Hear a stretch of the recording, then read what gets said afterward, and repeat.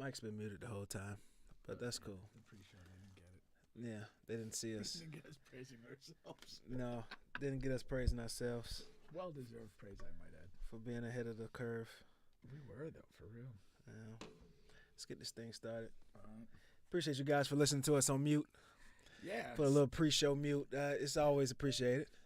That's some real fandom.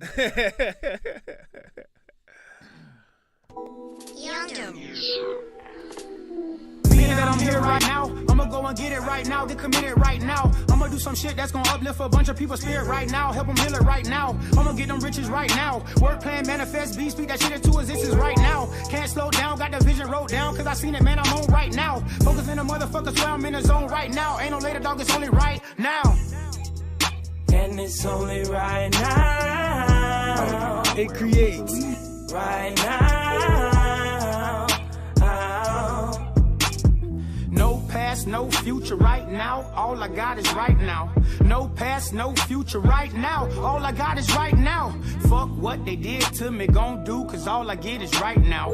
Fuck what they did to me, gon' do, cause all I get is right now. So I focus on that when I can focus on now. Pull up at a beach on the outskirts of town. Enjoy the view and give thanks to the truth. And I go hit the yo just to shut that bitch down. And I'm high right now. So alive right now. Clear skies right now. Living my life by my own rules. I feel what I choose. Straight and narrow, but it's just straight and narrow. Do it now. It's gonna take some work, okay? And I'm right back at it. Divine alignment, fully automatic. I don't think about it. I just watch it happen. I just move toward it and I get supported. When I try to force it, it just get distorted. So I dance with it. Crystals all in my pants with it. Healing all in my hands with it. I'm an alchemist. I'm a master. I'm a rabbi. I'm a sensei. I'm a bad guy. I'm an alien. I'm an animal. I'm a cannibal. I'm so handsome, no. Yo. And I'm high right now. Can barely open my eyes right now. And that money we making it. Climbing these ladders and laying foundation, that's masonry. This shit is different, cause my dreams are literally chasing me. Grateful for where life is taking me. I'm living life, that's to say the least. Only true beauty can tame the beast. Only true love can tame that beast. Are you here with me right now? Right now. Vibe with me. Vibe with me right now. Right now, yeah.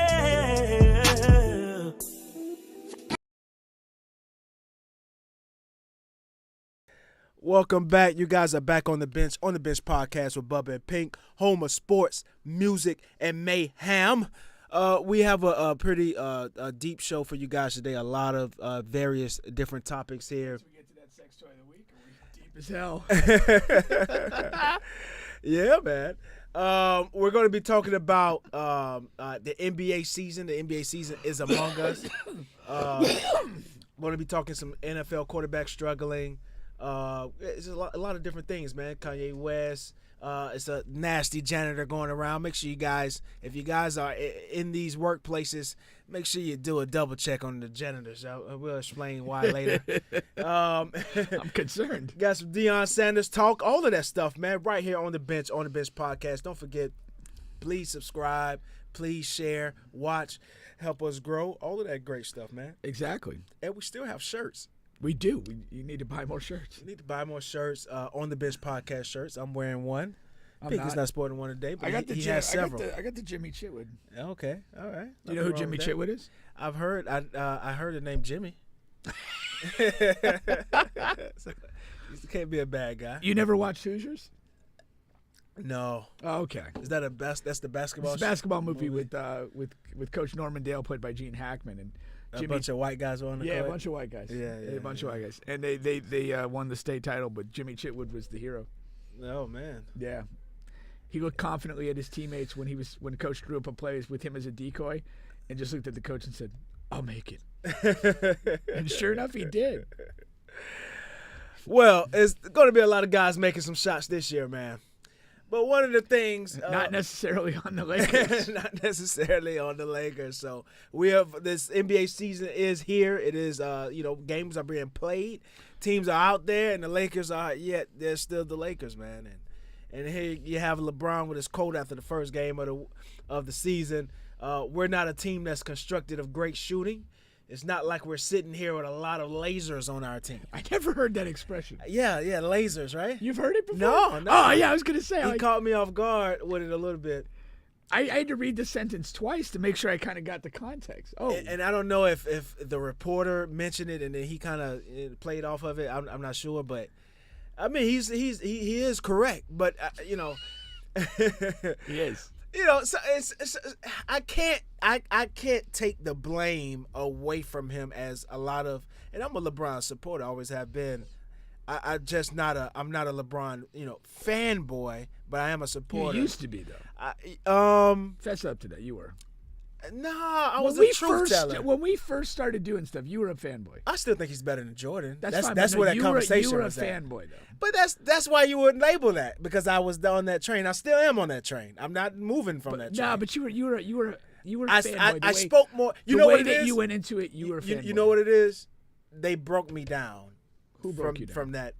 Because there's a wall, and I just noticed I'm never going to get through this wall with Jordan, with people who like Jordan or Jordan fanboys, or even people that believe Jordan is the best. They're not ready, or they're not capable of having a decent conversation about it. And so what it does, it makes you go overboard. It does. When you're strong on something, the other person's strong, I have to come stronger and stronger each time. That makes me appear to be a fanboy, but I wasn't a fanboy. You did a credible impersonation. You know what I mean? But that's where it stemmed from. That highlights the idiocy of the whole conversation. Yeah. These two guys did not play against each other in their prime.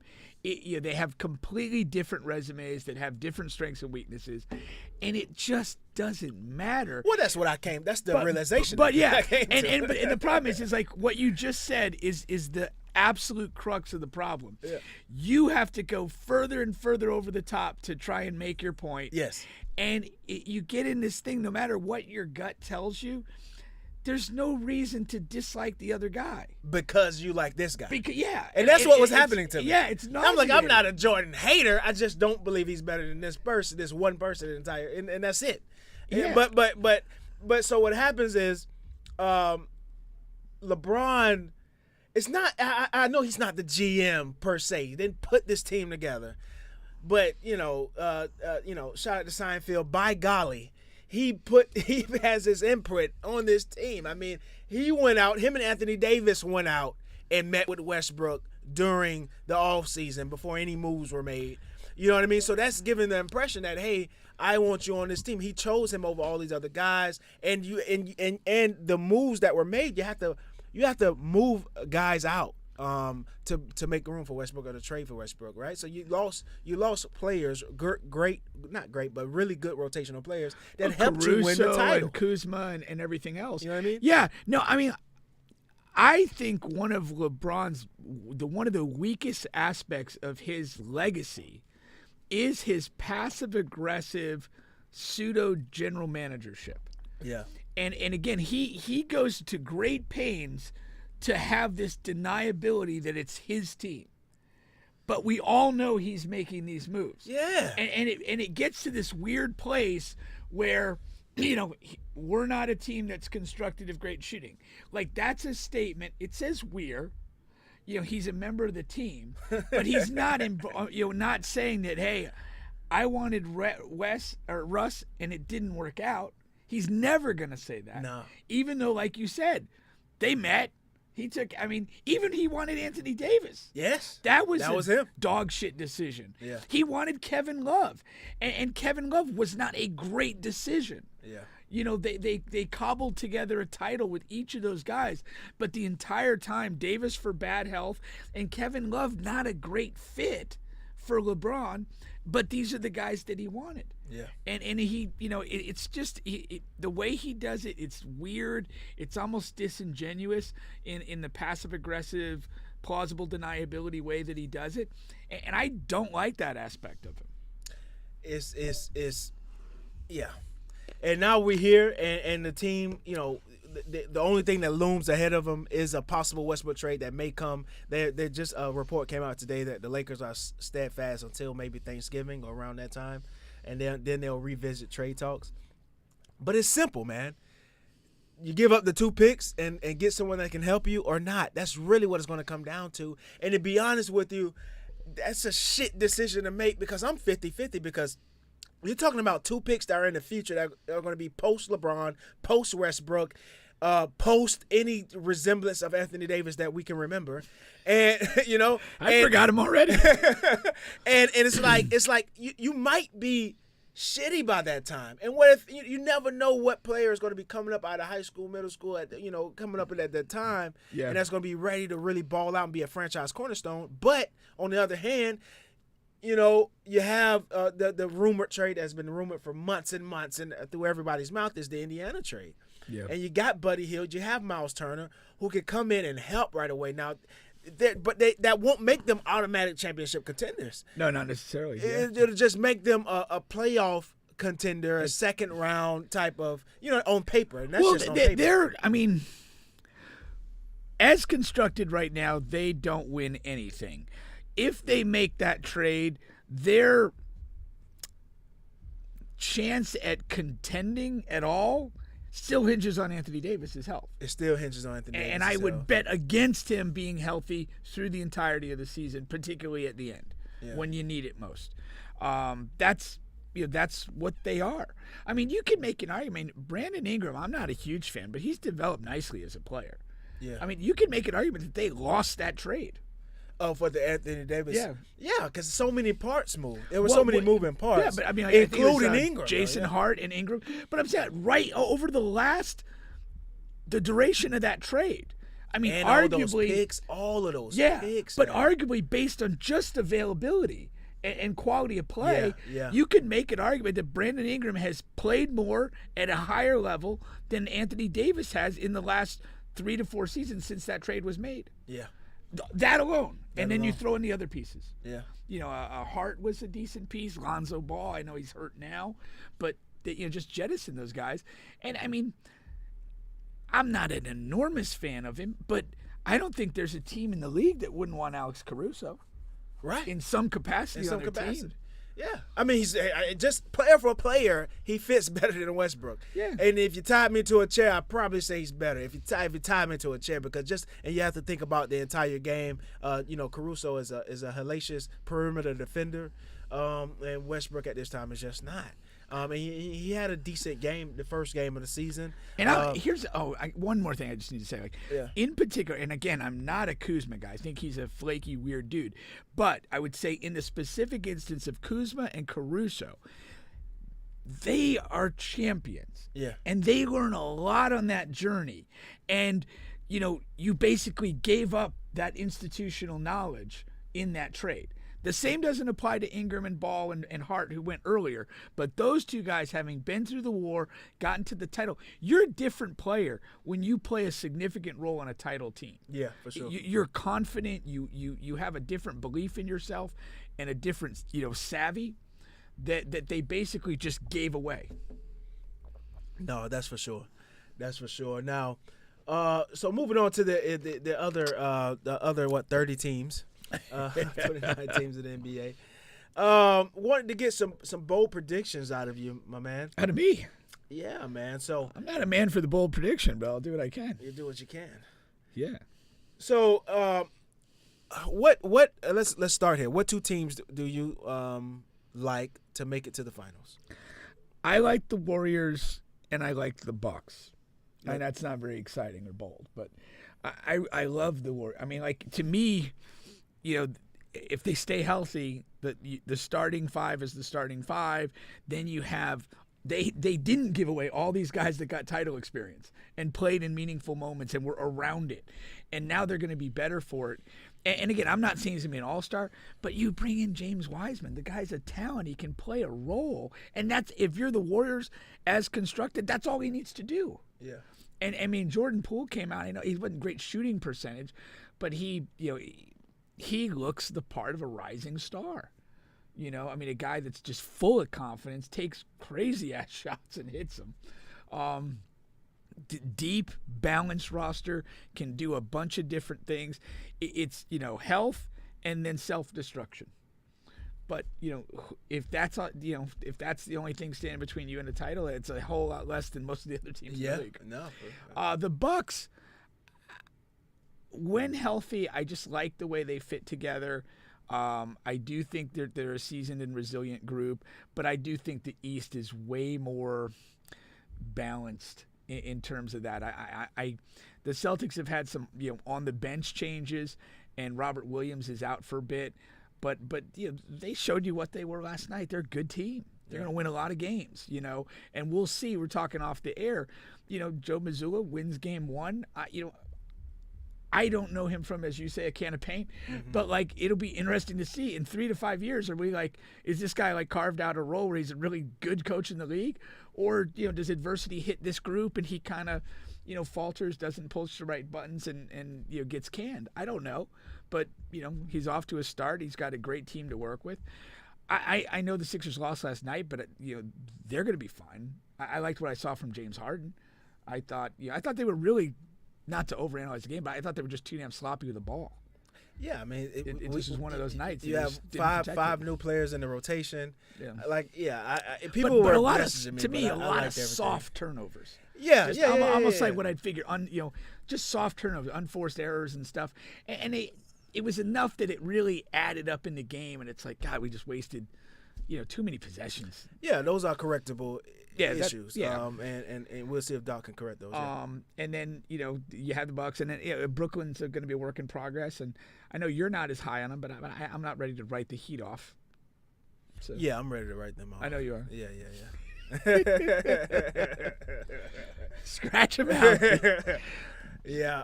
And then there's some fun teams as well that we'll get to shortly here. But I asked you about the contenders, and you told me so. If there's not a team, if Golden State it doesn't make it, what team wouldn't surprise you if they woke up and they were in the finals from the West? From the West, maybe Dallas. Wouldn't surprise you. Wouldn't surprise me a ton. Yeah. I mean, arguably they might have the best player in basketball. They might, but they have a weak roster around They do. them. They're trying to build. They're trying to. But we talked about this the other day. They are going all in on Luka and complementary parts. Yeah. They're not trying to pair him with another star. Or they tried it and didn't work, and they say, well, right. Screw this again. And they damn sure aren't trying to put it together a big three. No. And so they're like, hey, this is what we are. This is what we are. And we're gonna roll like this. They can be tough to beat. I don't know. I mean, Phoenix, I feel, just got a little too much going on off the court and a little bit too much disappointment. I think there's going to be an emotional hangover from the way they went out last year. And, they put together 2 terrific regular seasons, a finals run between those seasons, and then really went out in shameful fashion. Yeah. They're not going to suck, but I think there's something inside them that broke. I don't the Dallas thing.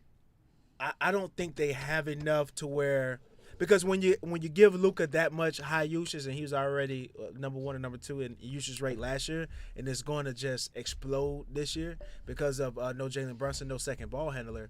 So when he goes out, either for a breather, a rest, or for injury, or for rest concerns, they don't have that second player to really man the unit like they had in Brunson.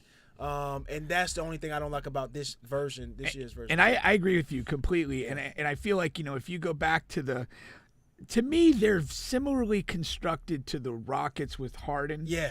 But the Rockets with Harden were at their best when they had CP3, because in his own way, CP3 kind of ran the same offense, just with his tweaks to it, and they were never without that guy, until he pulled the hamstring Exactly. in game 5 or 6. Exactly. And everything changed. So, yeah, I mean, they're very susceptible, very vulnerable.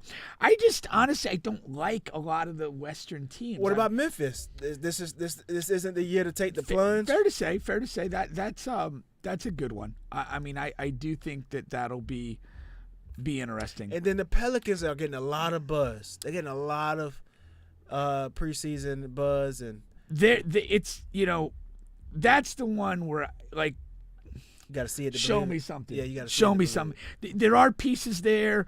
If you somehow got 70 games out of Zion, and I don't think that's possible, my gosh, what could you be into? And I like CJ McCollum a lot. I like him. The more you think about that move, that might have been almost the perfect move. Yeah, man. Because CJ is like a really solid dude. Yeah. He's still at a point where he can really play. Yep. And he doesn't have like the type of ego or bring the type of gravity that, in all seriousness, maybe a slightly better player would. where the expectation is there. He can go there, be completely himself, and still enable Zion and Ingram to be themselves. And I don't know that there's a lot of players that fit into that specific niche. Yeah. That you could have brought into that type of situation. It was perfect from the start, and it was really good. Yeah. Now moving over to the East, some of the young teams that we need to see it to believe it. Cleveland. Yeah. Very similar to the Pelicans. I totally dismissed them when I was talking about the balance in the East. Yeah. And that was on me, because actually, I mean, I look at them as maybe being a year and a half ahead of the Pelicans because of the season they had last year. They were good last year for most of the year. They got into the playoffs. They got a little playoff experience. Didn't go that great, and then you add a piece like Mitchell, not the biggest Mitchell guy on the planet, but he's a guy that's been on good winning teams for several years when he was in Utah, has been in the playoffs, and had moderate success, and you add that to a nice core four. They're gonna be in the mix, and they'll probably be a tough out for people. Yeah, they're going to be a tough out. They really are.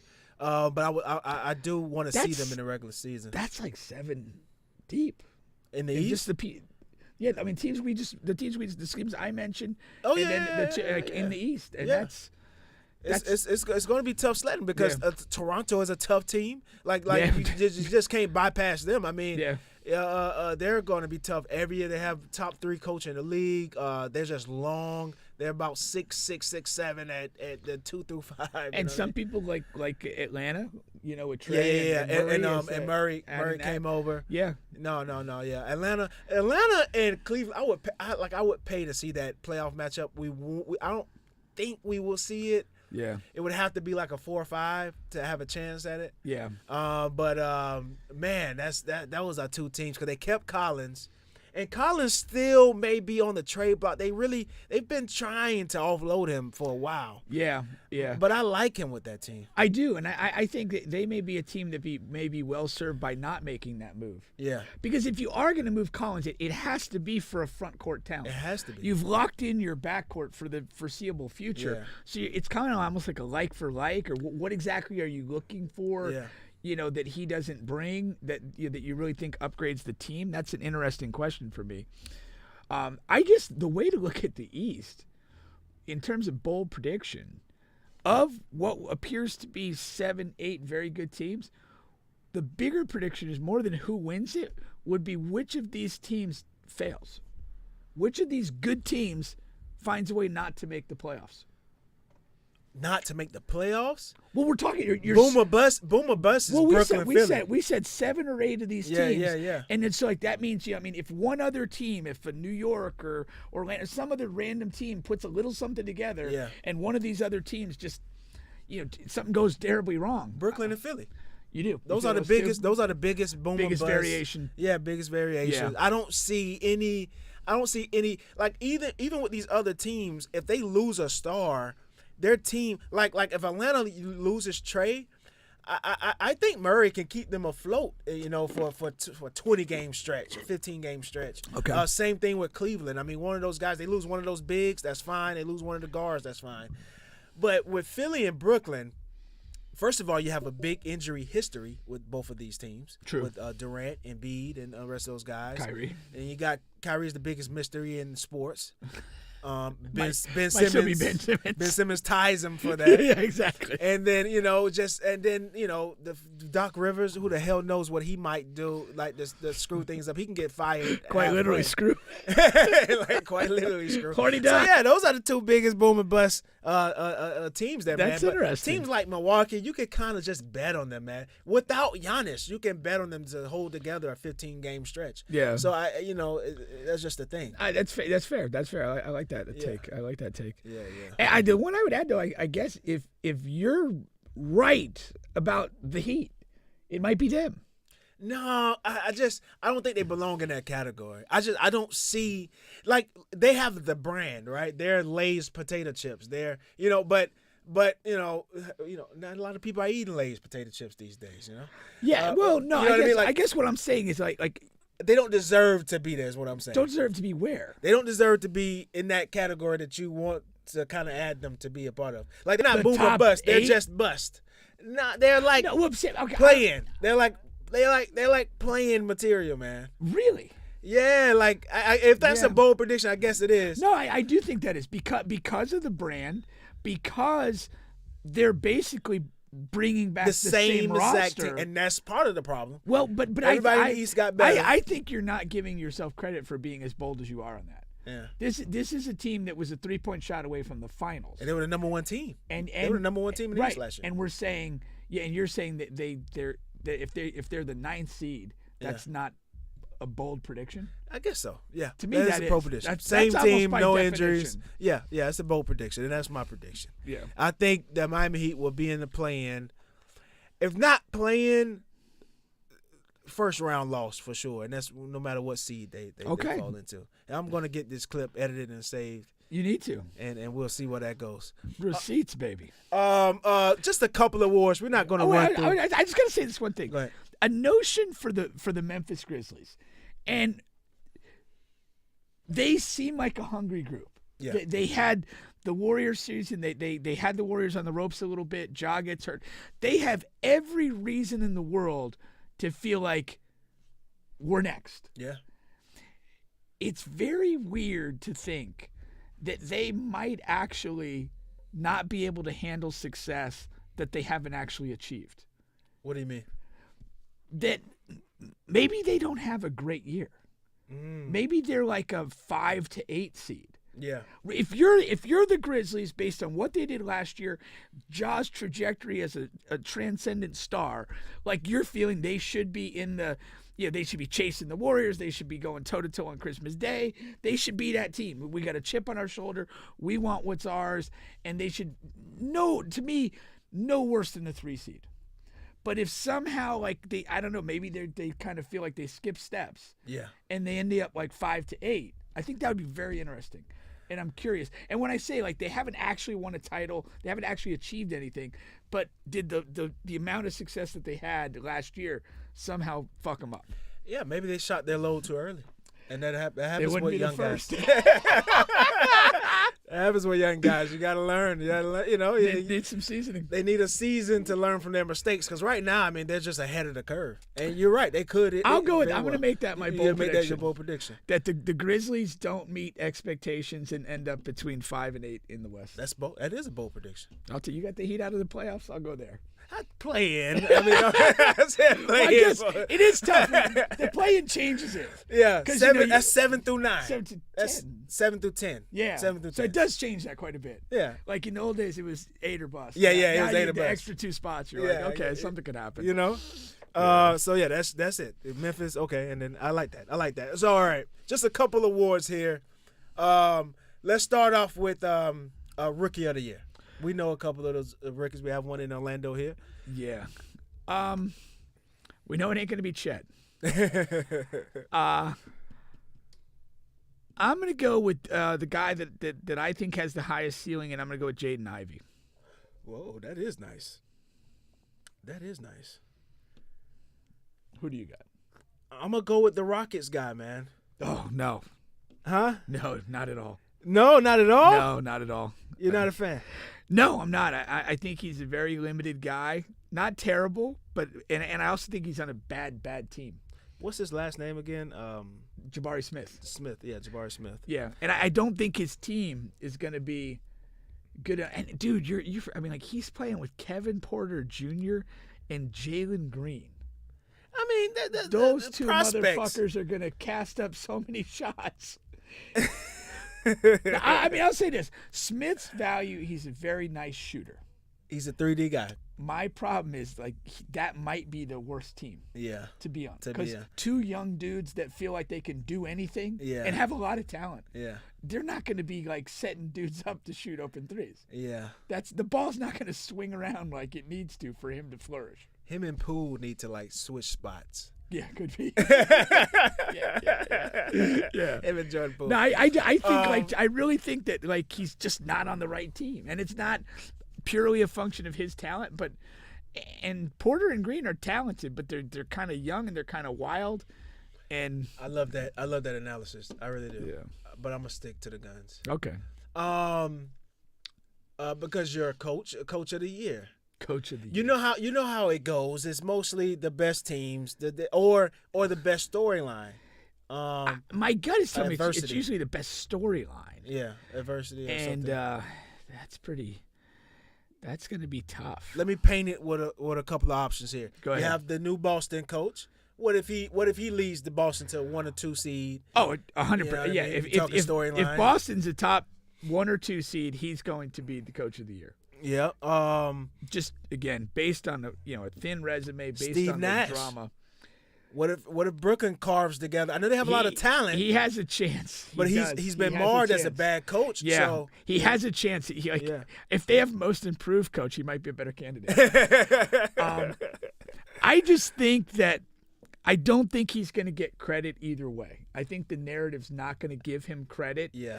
I think the dynamic he's already had with KD and Kyrie, like there hasn't been overwhelming respect.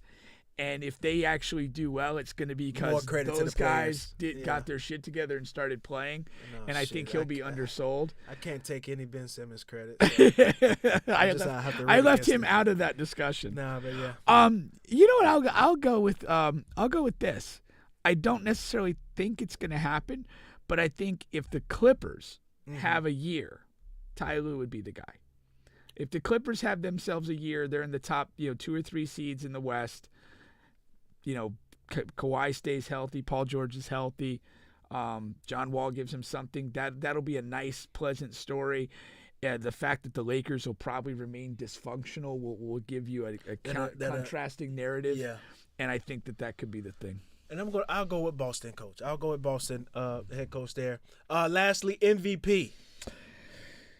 MVP. I think it's going to be Luka.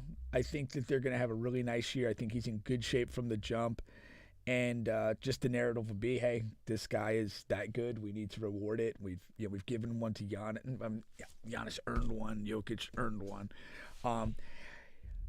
I love Embiid. I thought he should have got it last year. But if Philadelphia is successful, I think it's going to be because James Harden's very effective. Took a step and up. I think that will kind of mitigate the Offset. showcase, offset of Embiid. Doesn't diminish what he does at all. And I just think it's situated where Luka's the guy who's in the best situation to just individually feature and not be subject to voter fatigue. Unfortunately, I 1,000% agree. That's the guy I got identified for. I think Embiid's best chance was last year because of the storyline and the narrative of the Ben Simmons thing. And his usage rate was high, much higher. This year, you would like Maxi's usage rate to go up a little more. If Harden he looks like he's back in shape. So, yeah, his numbers should go down. And the narrative is going to, like you said, is going to surround those two guards a little more if they're successful. Yeah. And Luka, I mean, the stage is just set, man. Yeah. And last year, he came into the season out of shape. Yeah. This year is completely different. We saw him in the EuroLeague, dropping 40 and 50. Yeah. So in a league that's much harder to score. Yeah.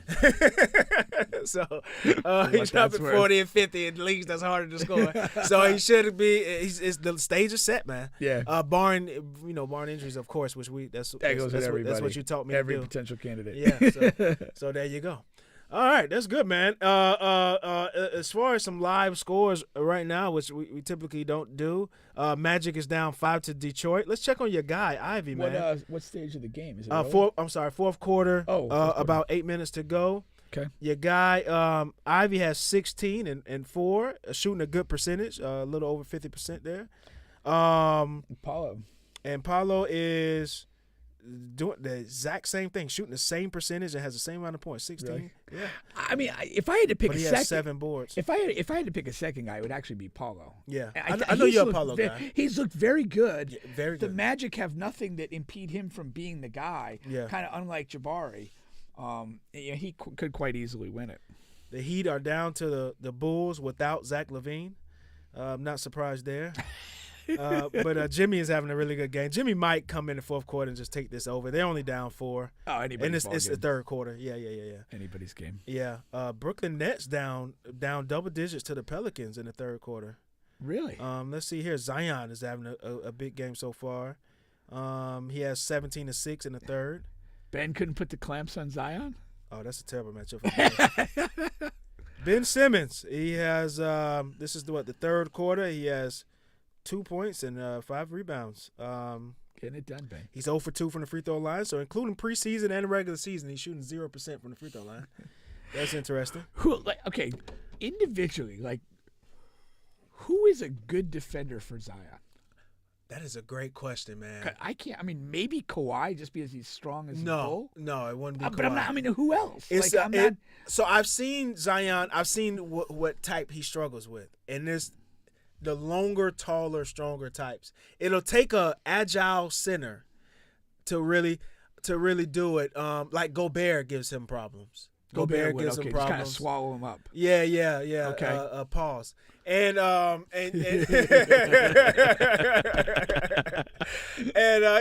they have to still be strong, not just tall to be tall. Right. But strong. Well, that's why I thought Kawhi might be a guy because he is strong as shit. He's taller than Zion too. Yeah. Not as much as Gobert is. Kawhi in his prime, I would like to see it. Yeah. Kawhi now, no, but in this prime, I would like to see it. Yeah. And you would think Ben, but again, Ben is more for perimeter players. Yeah. Than inside. I mean, he's just a handful, and he's such a unique, combination, size, strength, agility. Talking about Zion, right? Yeah, it does beg the question, but who can handle this? Yeah, no, that is a great question. That is a great question. And then you got a bunch of bad teams on this slate too. But shout out to them. The Wizards are blowing the Pacers out. Everybody's going to blow the Pacers out. Is Minnesota in action tonight? The Minnesota, yes, they are up on the Thunder. They're going to beat. They're double digits on the Thunder in the second quarter. But let's see what your guy is doing right now. Edwards. Yep. Rough shooting game so far. Okay. It's really a team effort, man. You got a few guys approaching double digits. You have about 7 guys approaching double digits. So it's a team effort tonight. The construction of that team is really kind of different. It's more of almost like a 90s constructed team than a 2022. You think that, but it's not really. Yeah. Towns only wants to shoot the basketball. I understand he only wants to shoot, but I'm saying defensively. Because you have two, essentially limited mobility bigs. They're very big and they're very long.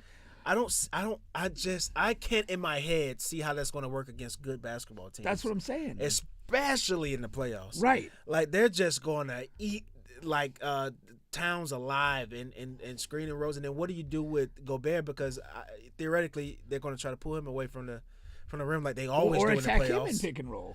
Both. Yeah, that's what I'm saying. I don't know. I don't see how that's what in that more so defensively. I think it's they're going to have to come up with some creative zones, right? Team. Yeah, they're going to have to come up with some creative zones. Potentially, that might be the answer. I don't know. It'll be interesting to see. Again, to me, they're just an out of generation constructed roster, more so defensively than offensively. But it's going to be interesting. No, defensively. But on some basic level, there's a lot of talent right there. Yeah. But again, can they be played off the court? in a playoff setting. I think D'Angelo is in a perfect. I mean, he just found his perfect role. He was always a sixth man. I mean, he came into the league as a proposed starter, and it didn't like the really second look pick right. or Yeah, he third was pick? second pick overall, and it didn't really look right. And then, Yeah. then you had the thing with him and Nick Young and the girlfriend. He showed the text or that's right. whatever, and that kind of derailed his career. But now he's in that six man role, and he's been good. Yeah. Not awesomely crazy, but he's been good. Well, he's a guy that's always been able to score. He's going to come in and put it up. Yeah, He's going to come in and always put it been up. able to score at the NBA level. Yeah. And that's a immensely important skill. And nobody really looks at six man to play defense and to get others involved. Really, you're coming in for a 20-minute stretch to bring energy and points. Well, ideally, you're coming in as a sixth man to inject offense, or to cover offense when maybe a one or two option is taking a few minutes out. Right. And you're kind of given the latitude to go score. Exactly. Well, that is about does. You have another NBA hot take? We touched number We'll things. come back man. to the NBA towards the end of the show. Let's go to our very first sponsor here, overkink.com. Don't you guys forget overkink.com. Use promo code bubbapink. I still have people hitting me up in my DMs asking me, hey, what's the promo code? It's bubbapink. It can't be any more simpler. You use it, you can get all of your bedroom needs at a discount. Looks like Pink may have done his homework with the Overkink item of the week. This is, I've seen porn videos with this, and I find them humorous. This is the Neo Elite 10-inch silicone dual density cock with balls. So this is this is a suction dildo. A suction dildo. So you could stick it to the floor or you could stick it to the wall. And take yourself to town. But the reason why I find this particularly funny is I can't imagine somebody using this and like they stick it to the wall and they're doggy styling themselves against the wall. Right. At some point, how can you not think to yourself, what the fuck am I doing?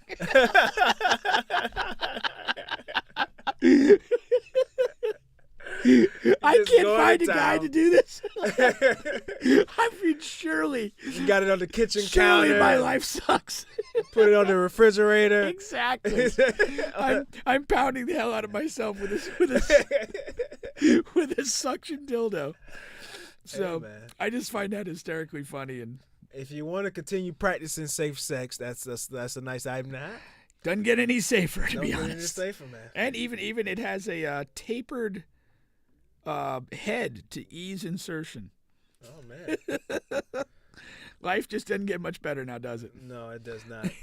And you can find that item on Overkink. Yes, you can. .com. Alrighty. Let's get to one of these trending topics. We went over this a little bit last week. I wanna take this. We're talking about Kanye West, right? Oh, again. And it's a different. It's the same but slightly different reason why he's still trending and still in the news. He's actually the number one trending topic on Facebook right now. And so you gotta. Is it time to cancel Kanye West? Is the noise basically what it's around? Because you have these shows and these podcasts that he was scheduled to be on, and they are either taking the videos down or like in the Shop's case, LeBron's show, The Shop, they announced just not going to air it at all. All right. And then of course the Drink Champs interview. If that was a Golden State shop, it would be released. That's why I wanted to ask, like, for the link, because the Drink Champs interview, they actually took that down. But of course, you can still find it. It's almost like the dark web, man. People going to resurface it. And this is my thing, man. I'm not in a large camp here, but I'm going to try to explain myself the best way I possibly can. And it's 3 layers to this. No, 3 layers. 3 layers. Well, I'm in preface with this. This version of Kanye West, this is where we differ at, me and you. This is my favorite version of Kanye West, more so than the music. We differ for sure then. Yeah, more so than the music, more so. And the reason why is it's bigger it's bigger than music, and it blows my mind. I really hate the narrative that goes on social media and TV. So let me explain. For example, the interview that everyone's talking about on Drink Champs. So you got Kanye, he comes out, and you got two different things working against him that people are outraged about. That one is the comment that he made about George Floyd, right? And the comment is that he saw it's a documentary, and he said it don't look like the police foot or knee was bearing down on his neck that hard. Like, it doesn't look like that to me, is what he said. And he died more so from fentanyl. It was more so fentanyl than it was the knee from the police. All right, that's the one thing he said that people got outraged about. And the second thing is the anti-Semitic comments. What did he about actually the Jewish say comedian. in that lane? The anti-Semitic. Yeah, what was it? What did he say? And that's what I want to attack. But let me finish. I want to start with the George Floyd because that's the most controversial. It's not why he got taken down, but it's the most controversial, especially in the black community, right? So, it's not that I don't care to know, but I really don't. We don't know. Let me cancel that. Let me X that out. The motherfucking police killed George Floyd. I mean, you saw it on the video. All right, regardless of what he was on or under, like, he would have lived if that knee wasn't on his neck. You understand? But what people like Charlamagne from Breakfast Club, he's saying he just spat a lie, saying there was a low. George Floyd did have a high amount of fentanyl in his system, so much so in any regular human being that person would have been dead. That's what the toxicology reports show, and all of that. That's how high of and compounded by THC, a high THC level as well, mid to low level of THC. To be fair and be accurate, mid to low level of THC, high of fentanyl. All right, so much higher that if it's any other human being, that person would have been dead. All right, so you got that going. And that comment really didn't have shit to do with shit, right? But we. Then why say it? I'm gonna get there. Please do. I'm gonna get there. Before I die. No, I'm making points. We live in a society where you don't like it, but you make loud comments. We love sports. Skip Bayless and fucking Stephen A. Smith make outrageous, landish comments for views all the time. And then they support it they go on to support their crazy arguments with what they call to be analytics or strong takes or things like that. And that's for basketball folks or for football folks, not the whatever. LeBron James is he's a bum or whatever. Right. That's Skip Bayless lane, right? But then he's going to come in and say, well, he shot 20% from the field and this and that, this and that. So you come out and say something large and controversial, right? And then you get to your other points. You're drawing attention. And yes, I know you're not that person that likes that, but that's the way of the world. Like, why? Like, if you're trying to make a point, why go against the grain and go against the word? You want the most amount of people to listen to you and to hear your points. And just whether you like it or not, a lot of people didn't know that fact about the George Floyd. I had to look that up and look. No, we didn't know. Nobody really knew. So to be fair, it's not a fact that he died which part he died of, but it's the fact that, goddamn it, there was a high percentage of fentanyl in his system. You know what I'm saying? So okay, but boom, he said that, and the second thing I'm going to say to that is, I don't support every fucking thing Kanye West says. I'm not in that camp of George Floyd dying because of fentanyl over police brutality. But what I will say, there's a lot of shit that people say that famous and great people say that like we shouldn't be a part of. Like Martin Luther King, he's a great man, right? He's a great black man, great African American man. You know what he said? What did he say? Martin Luther King said, when the white people, the police or the white man across the street from your house or whatever, when he's looking to hang you or slap you or punch you or shoot you, know what you should do? Turn the other cheek, make sure he get that one too. That's fucking outrageous. That's more outrageous than the George Floyd shit. You know, but he said that, and a lot of black people supported that at the moment. A lot of black people didn't. I don't know why they don't really highlight that part, and there was a divide in the community, but we're not going that far. There was a huge divide because that was the difference between him and Malcolm X. And God damn that was it, a huge acknowledged divide. And I'm going down. That's the third lane I'm going down. But I wouldn't compare Kanye to any of those people. No, I'm comparing it to. I'm not comparing the men. I'm comparing the situations and the comments because it's similar in vein. Because but you're stretching a hamstring to give credibility by bringing the other guys in the conversation. But it's there. You know what I mean? It's there. It's not there. It's there. What's where? Huh? What's where? I'm lost. The credibility to what? To the outrageous, to support the outrageous sentiments and comments that Kanye West says. All right, because they're not fucking the anti-Semitic comments. I don't know what he specifically said. So I am interested in that. So he's saying stuff like and I got a couple of the comments here, but he's saying stuff like Jewish people are holding black folks back. He's talking about the record company. He's talking about the movie industry. He's talking about the entertainment industry, and he's talking about his experience and other experiences of how much control the Jewish community have and how much they have held black people back over time. That's what he's saying. Is that news? Huh? Is that news? I mean, Jewish people have controlled the entertainment industry since its inception. Listen to this. This is the fucking insane world that I'm living in. Go ahead. The shop came out and said, we're not going to air the Kanye West interview because of anti-Semitic and racist comments that he made. Now, when he goes on Drink Champs and he says all of that, we now know what he's talking about because that was a broad statement that he made. We know now he's talking about the Jewish community and what they did to the black community. Right. They did not air it because of that, right?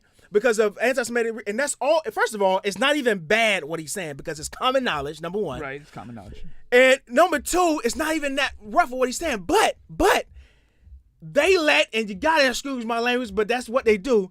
They let niggas come on TV and all these podcasts all for 20 fucking years and scream, fuck this nigga, I'm gonna fuck his bitch and screw this and he ops this and die this, and we let Drake and Pusha T beef on every fucking platform. We let Tupac and Biggie kill each other on every fucking platform. But when Kanye West comes and talks about some shit that's common knowledge and about something that's holding the black race back, you niggas want to get on social media, you want to get on these TV stations and talk about he's fucking crazy and out of his fucking mind.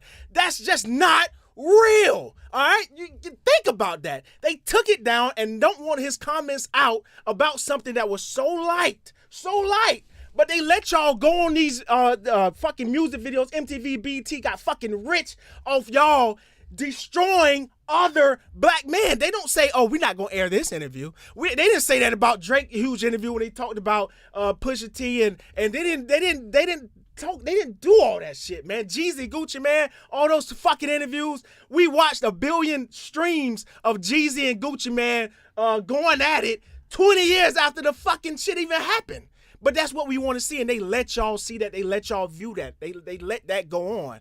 But the 1 second, one individual, which is the first time in my entire life I've ever heard a black entertainer come out in the public and say anything about the Jewish community. This is the first time I've ever heard it. Not saying it's never happened. It's the first time I've ever heard it.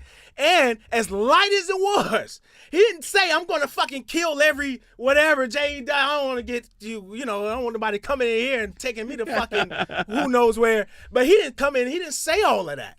right? The first time somebody says that, they're getting fucking taken off air. He's crazy. He needs help. Come on, man. It's something to that. It's something to that. I mean, I agree with that singular point. It doesn't excuse Kanye for being unstable. He's not unstable. He's not unstable. He is. He's at a point. He's at this point where none of us dare, like, we just don't dare to go. And I'm talking about black people. And this is the thing too. This is another thing, because I said this all along before Kanye ever wore a Magna hat, and you can kind of agree to this. So we talked about this 1,000 times. I'm not a Trump hater. You know that. I'm not. I think, and I know Trump has done more for black folks than any other president in the history of the United States. I know that because it's a fact and it's backed up, and you can look it up. I've already talked about it on the show. That's one. But number two, yeah, I know Trump probably identifies as a racist. He probably is a racist. If I had to bet every dime in my fucking pocketbook, I got a pocketbook too. And he probably is a racist. I would bet on that. But that type of racist, that's not the enemy. I said this my entire fucking since high school. That's not the guy we're looking for. We're not looking for Donald Trump. We're not looking for, the guy across the street that he looks at you funny every time you walk down the street with your white girlfriend. That's not the racist. That's not the guy. That's not the enemy. They're everywhere. The power struggle, the power structure, that's the real enemy, right? Because that's who's systemically holding black people back. They're the ones who can influence rules, right? And Kanye is at a point where he's on a journey where he's finding it out and understanding it, but exactly where, because from where I sit, I can say that, but I don't fucking know who, what, when, where, or why, or how. He's at a stature where he can find all of that out. And bring it out. You know what I'm saying? Because I don't know which Jews are the power. I'm not in those circles. He is, and that's what I'm saying. So he's aligning himself to explain to us why. And remember last week we talked about it, and you was like, well, he's just saying a bunch of stuff, not really. And now that he's actually explaining himself, now he gets canceled. But is he? Huh? But is he? Oh, 1,000%. What's he explaining?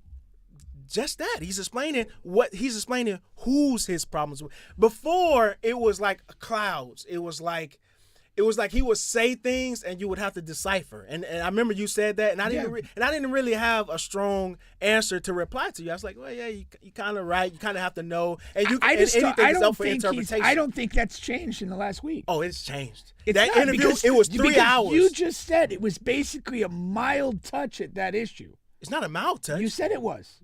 No, and I'm sorry if I said that wrong. Mild touch as far as the abrasiveness, the harshness.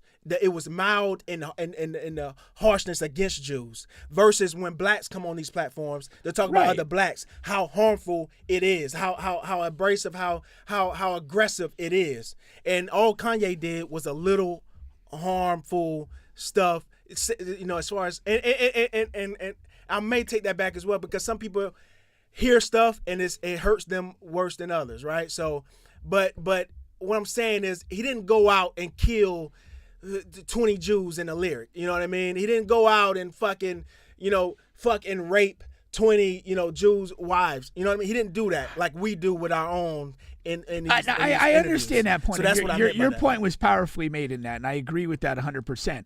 I guess what I'm saying is the gist of the Kanye statements you read regarding the Jewish, he basically stated something that is a well-known fact.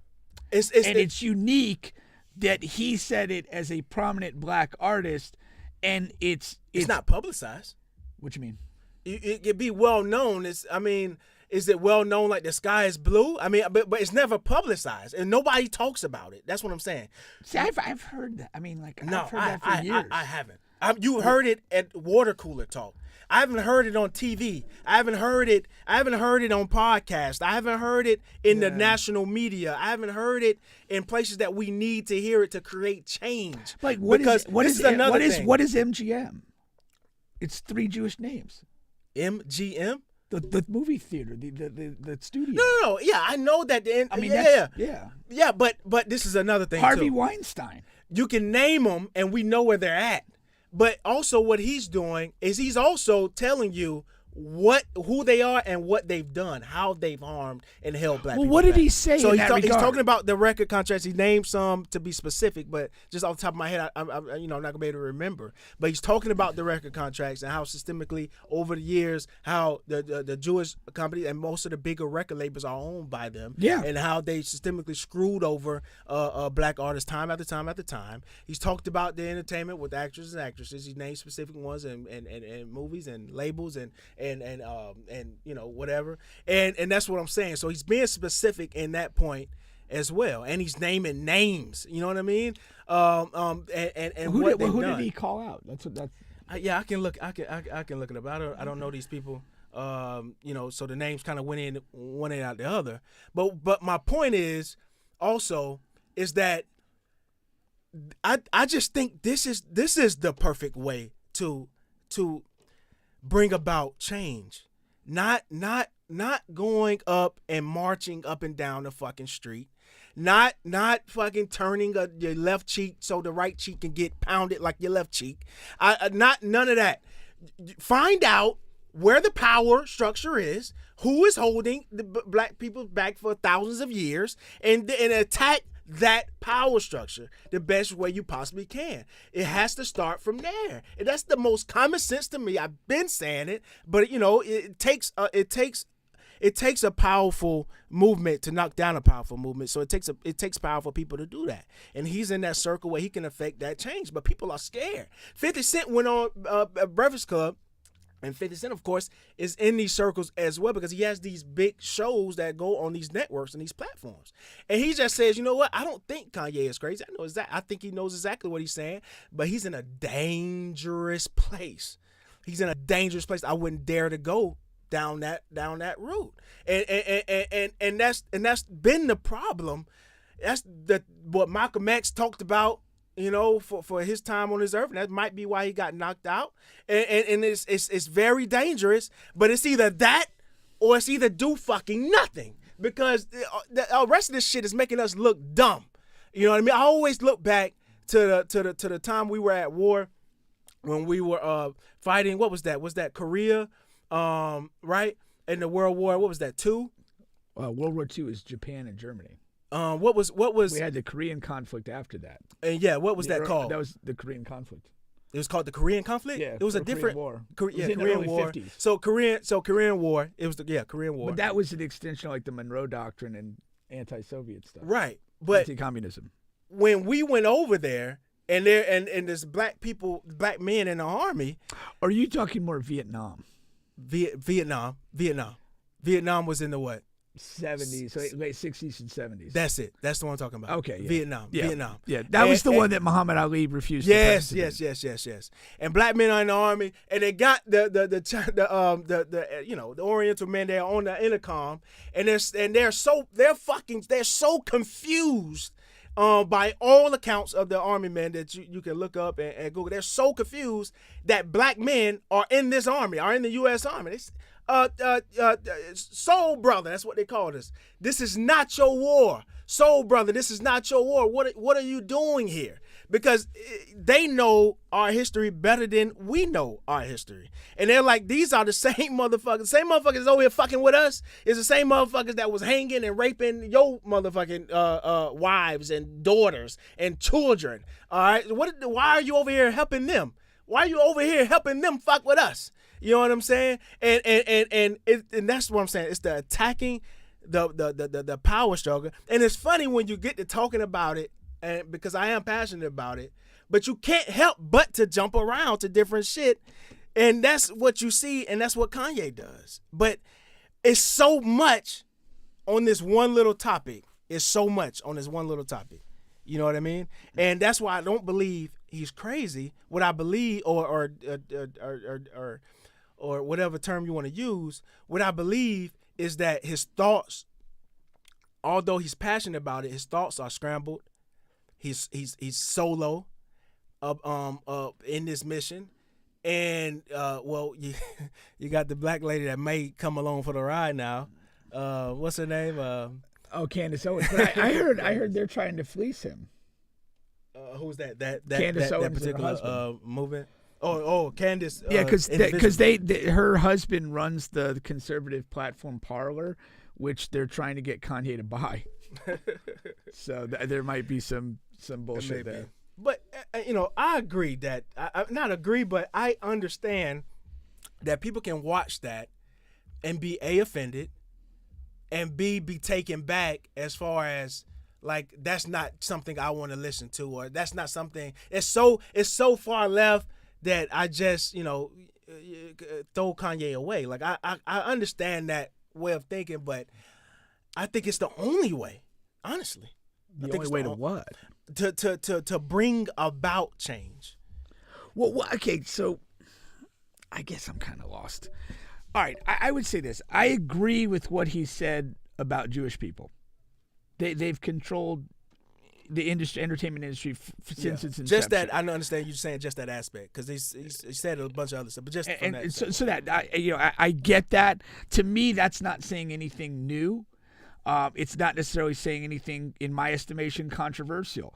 And that alone is not enough that a show should be removed from the air. And the fact that it is, if for that alone, is censorship, it's also evidence that what he's saying is true about the Jewish control of the entertainment industry. So, I mean, I would summarize that in that way. What's going to come about this, though? Because if you look, he's on this mission alone, and he may open some eyes to people who don't maybe know these things already. And he may inflame some sense of rebellion or resistance in a grassroots level of people, such as perhaps yourself. But as the lone gunman, as it were, it's not a good strategy. You're basically serving yourself up as a martyr in a social media setting. You're not building a consolidated platform of black wealth and leverage and uprooting things in that manner, which could be a more permanent change. Yeah. You look at what Tyler Perry's doing in his own studio and his own productions and owning his own stuff. Yeah. That's arguably a better way to attack that in a way, because it's wealth, it's control of properties and things that I 1000% people disagree though. Okay, go ahead. Yeah, I disagree from the standpoint of, like I said, what Tyler is doing is basically saying, just like screw all that. I'm just, and that's fine. My point is, like, screw all what? What is he saying? Like I'm not involving myself in the betterment of black people for the culture. And this is what I'm going to do. I'm going to go over here. I'm going to own all my stuff. I'm going to hire mostly black people, and I'm going to do, and that's my way of doing that. But I'm police brutality, this X, Y, Z. Remember, he didn't come out and say, like, you didn't hear Tyler on none of that, and that's fine. Well, okay. My point is, be all this way, or be like Tyler and be all that way. Like, I think the problem over the years is we've always had a Malcolm and a Malcolm X and a Martin Luther King in the black community, and two completely opposing ways of doing things that's supposed to get to the same end result. But that's kind of where I was going with that. Is that Kanye's functioning as a lone gunman? That's because everyone's scared. There's just the 50 Cent's point. Nobody's going to join him. Right, but okay. So what I'm saying is, where does the change come? He's going to basically serve himself up as a martyr. He's going to be painted as the deranged gunman. And he's like he'll inflame a small segment of essentially directionless grassroots supporters, and there's not to me the substantive change. And you have to do this. You have to do what you said. You have to be Malcolm and Martin, and you have to push together to really change shit. Yeah, but that's not going to happen. Yeah, and so in a way, then like his efforts are futile too. Maybe. Yeah. Yeah. Maybe I don't have the crystal ball to see what's And at it's the end kind of the tunnel. but we're kind of seeing it. No, we're not seeing it. We are. It's just it's the very beginning. Not necessarily. Yeah.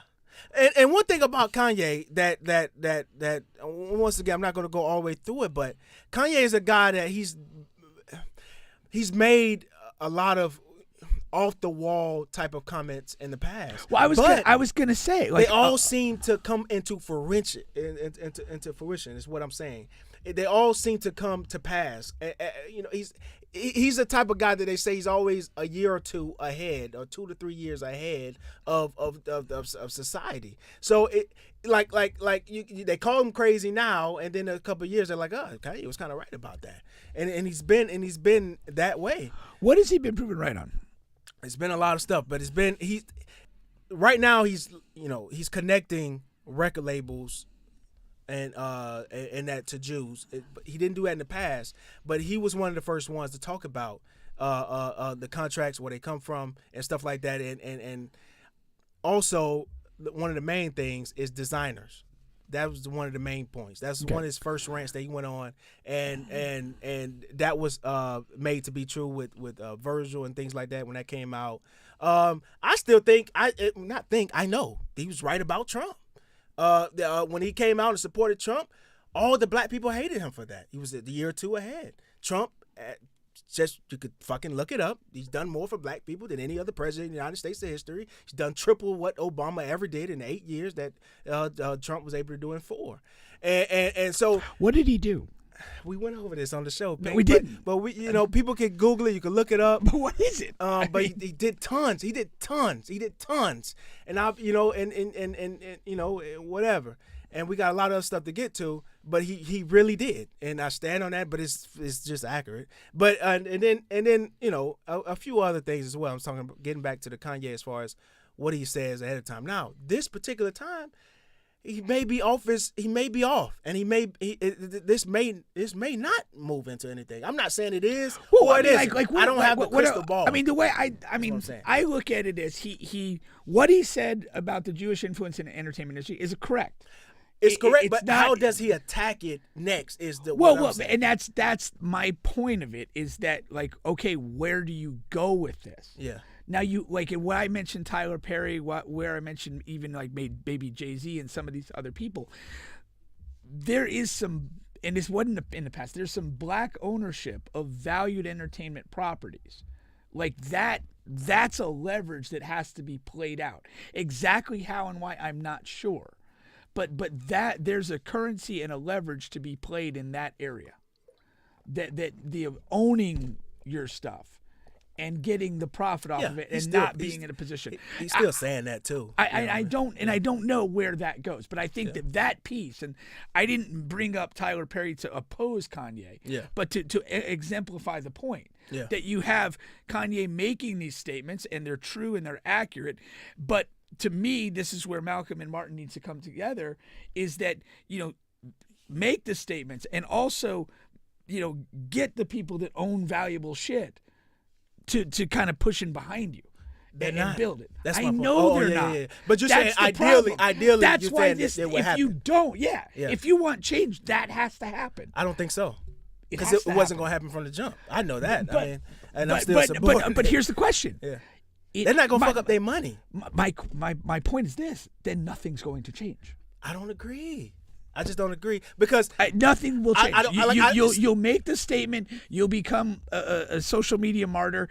But if nobody follows you, it doesn't go anywhere. And the people that need to follow are the people that have wealth, have leverage, because that's the reason why this thing exists. Is all these old Hollywood things have leverage. They have money. They have years of equity and properties and things like that. That's where the power is. Yeah. And so if your foothold in that power, however small or large you want to consider it, doesn't follow your pioneer, nothing's going to happen. It all goes down the drain. Yeah, and I don't know who will join that, and I don't know how what the plan, or what have you. But what I do know is, no other successful black people are going to get on that train. I know that. I'm 1,000% on that because they're that's how it's been. And two things. Tyler is neither Malcolm or Mike. He's neither. Well, I mean, I don't think either side of that replicates those guys, and that's fine. But what I'm saying is, a lot of the successful black billionaires and millionaires, they're tunneled. They just don't care. That's what I'm saying. They come off as, I just don't care. I'm doing my thing. I'm successful. I'm good. My family's good. And in Tyler's case, I'm doing stuff for this black community in Atlanta. Move up here, get a job with me if that's what you need to do. Yeah. But this is what we doing. I don't care what the rest of y'all black folks are doing, struggling, or that's just. I'm not saying that. I'm just saying. But you're highlighting a dysfunction, and nobody's going to. But you're highlighting the critical dysfunction in that. Yes, for sure. But that's all you're saying. I get it. And I agree with you on that point. My point is that if something's going to change, there has to be buy-in with those that have leverage. I don't know. I don't know if Kanye could get some powerful white I doubt folks he on his can side. because I don't know. I doubt he can because he's too polarizing a figure. I mean, honestly, my gut sincere thing on this is there's a mental instability to the way he goes about this. And he's capable of moments of coherence and insight, but he's also capable of things that simultaneously undermine what he's trying to do. But that happens with anyone who talks. Sure. That happens with anyone who talks, Right. especially somebody who comes from where he comes from. Like the talk for hours and hours and hours and hours about a specific subject. That's just going to happen. Like I said before, I watch it happen with sports talk guys all the time. That's what I watch mostly. Sports talk guys in Netflix shows when I Netflix and chill. You know what I mean? And that just happens. And but to close out on this subject. But all right, but you say it just happens. Why go with the George Floyd comment? Why make that? Yeah. I don't know. That's not just that's not just over talking and maybe putting your foot. No. in your mouth I think it was purposely done. I think it was purposely said. Right there. And again, my point is, sure, it was purposely said. Yeah. But why? That's bad. Bad messaging. In my opinion, is to draw. To draw. Okay. And it did. It got Juan asking us, where's the link? I never saw Juan ask for a Kanye West link. Yeah. You know what I mean? It's the draw. Yeah. It's people from all different type of communities want to see what it is that Kanye West said. Now, like I said, this is my first time ever hearing a successful black person or a black person at all coming and talking about the Jewish community. Well, but that's two different things. It is. But what I'm saying, it's the draw. I'm going to say this to get y'all to hear me talk about that. Because it was only 5 seconds. Like, he didn't talk about George Floyd he didn't talk for 30, 40 minutes. It was literally, to be fair, it was probably like a 40-second take. Right. That was it. Right. Then the rest is black people and how we can fix this and fix that, and this and Jewish and this and I got this and that. But the George Floyd was only literally 30 to 40 seconds, right? So it's the draw. And then that's my opinion of why he said it. No, I agree with you. I said the other week when we did this, I said he's a flash marketing guy. He specializes in drawing attention to himself. Yeah. And that's certainly one way to do it. But, in terms of consistent, coherent messaging, depth of message, depth of persuasion, it's not there. And it's undercut when you make that 40-second thing. Yeah, it brings eyes on you. But how much different are the eyes if he doesn't say that and he says the anti-Semitic stuff and gets banned? You said how much different? Yeah. I don't know. I don't think it's a huge difference. And I think you lose people when you say the first thing. He gonna lose. He lost. I don't think he loses people ever. Because he does. Think about how long we're talking about this. I mean, those same people that apparently were lost still watch this video. These people that have been said, "Oh, I'll cancel Kanye. I don't know why y'all keep listening to Kanye." Those same people I saw. Did y'all see that Kanye West interview? You see all that crazy stuff he said. Yeah. Like it's still there. He lost me though. Huh? He lost me. I wouldn't have anything to say about this if you didn't want to talk about it on the show. But I was more interested by what exactly did he say in the anti-Semitic lane because I wanted to evaluate for myself. But I didn't care. Like I wasn't going to look up a link, for and to be honest, I want my community to listen. That's what I want because I want the energy placed in the right manner, the right area, and faced towards the right group of people. Like that's what I want. That's the financial leverage that I want pushed. That's why I insist on that. Mm-hmm. When people begin to accumulate money and things of value and they leverage that, then you have a chance at change.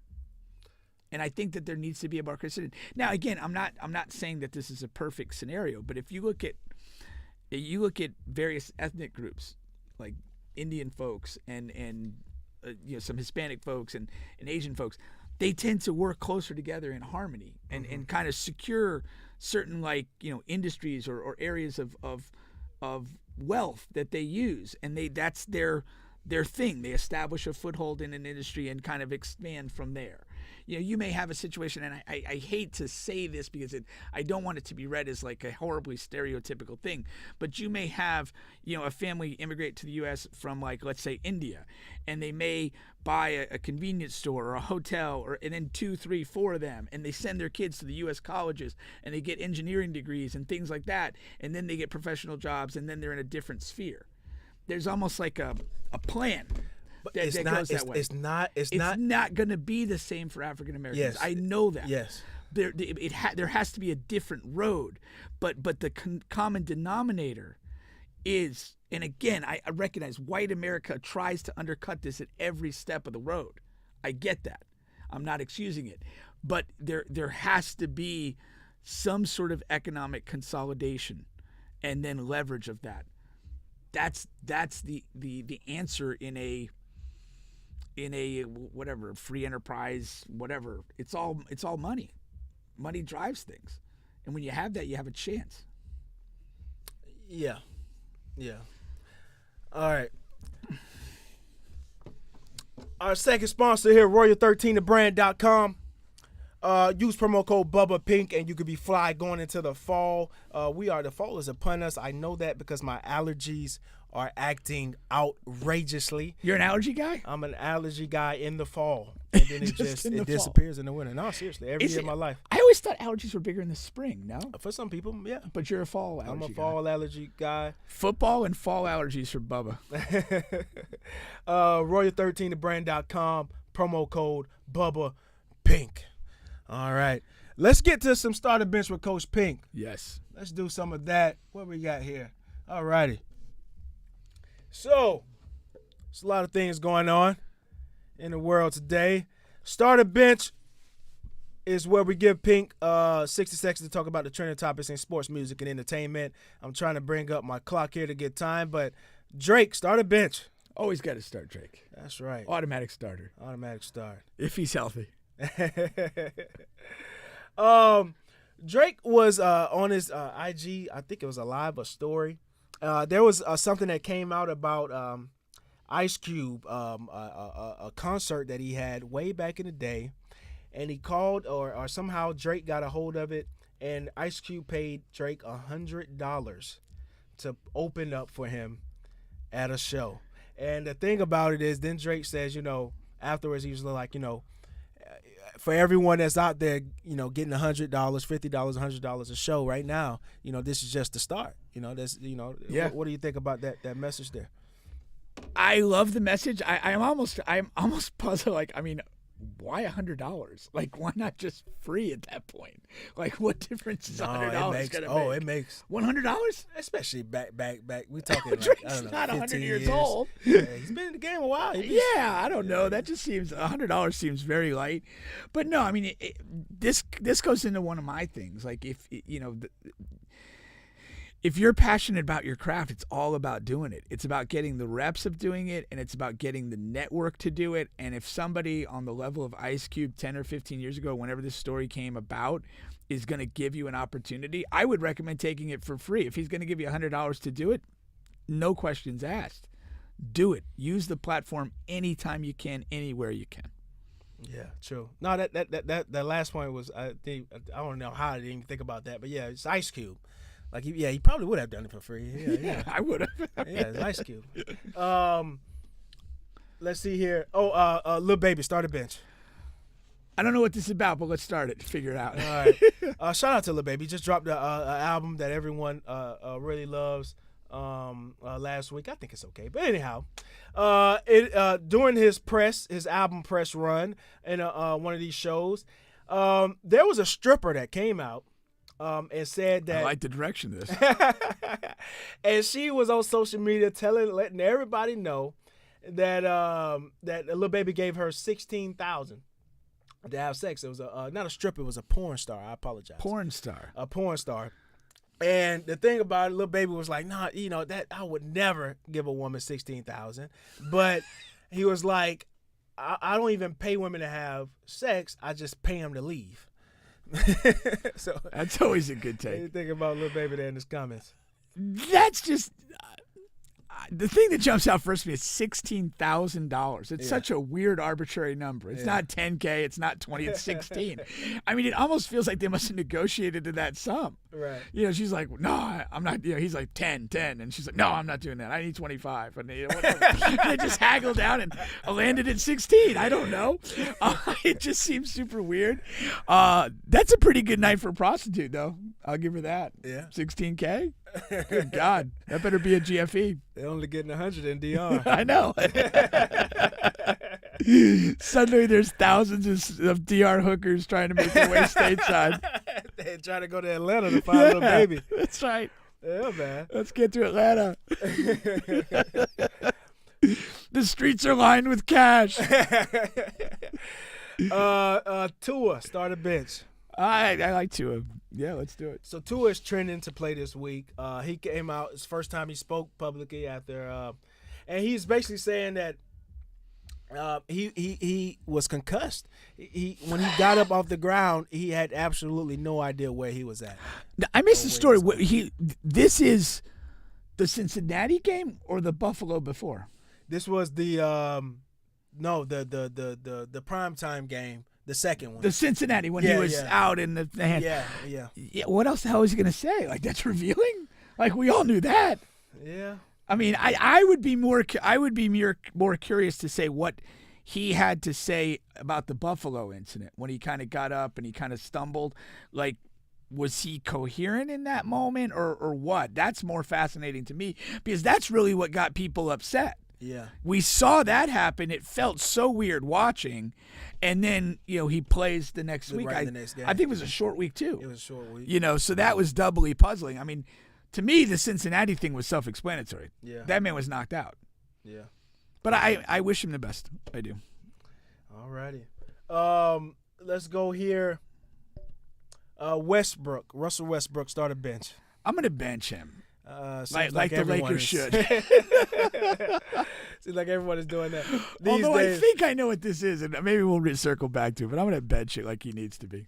Let's go to Dallas Mavericks. Start a bench. Start? I didn't know there was a story there. Yeah. So it's a weird a story here about Dallas Mavericks have constantly this is, I wanted to read the headline in the story here. Okay. Hold on, let's see. I'm trying to find it on my phone. But let's see here. They're constantly white in a black league. So they went on the show like all of the moves the Mavericks have made for the players. Yeah, for okay. the players. And all of their most of their big trades or free agent decisions, they, more times than not, those guys are white people. So the Mavs are the Klan's favorite team. It is. I mean, heck, the face of the franchise for 20 years was Dirk. Yeah. And they passed the baton to Doncic. Jason Kidd and Jalen Brunson are both light skinned guys. I don't know. Right. What's that other guy like that? Powell is a biracial guy, right? The big man. He would look so. He looks so, but I don't know for sure. Yeah. He looks like he got something in him. That and Porzingis, they traded for him. Yeah. Yeah, I don't know. Maybe there's something to that. I don't know. It says that. Okay. Here, What's the I have theory? some numbers here. Hold on. Yeah.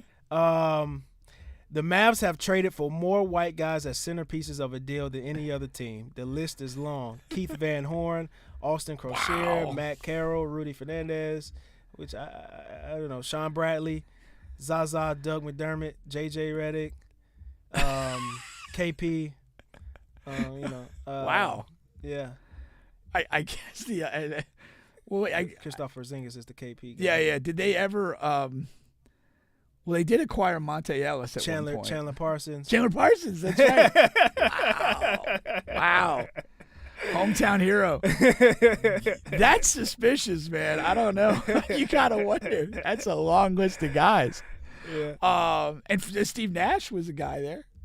Yep. Oh wow, yeah. That is. That's That I mean, dude. Yeah.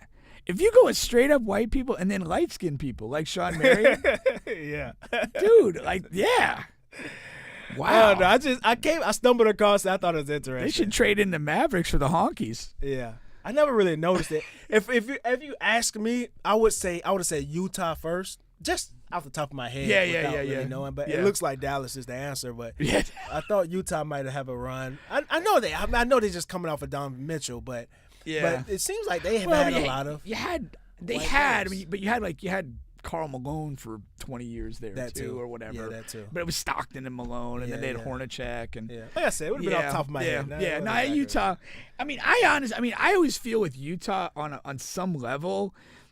Maybe I'm wrong, but it just probably is a more attractive place for white people to live. Yeah, because that's white the players. biggest population right. too.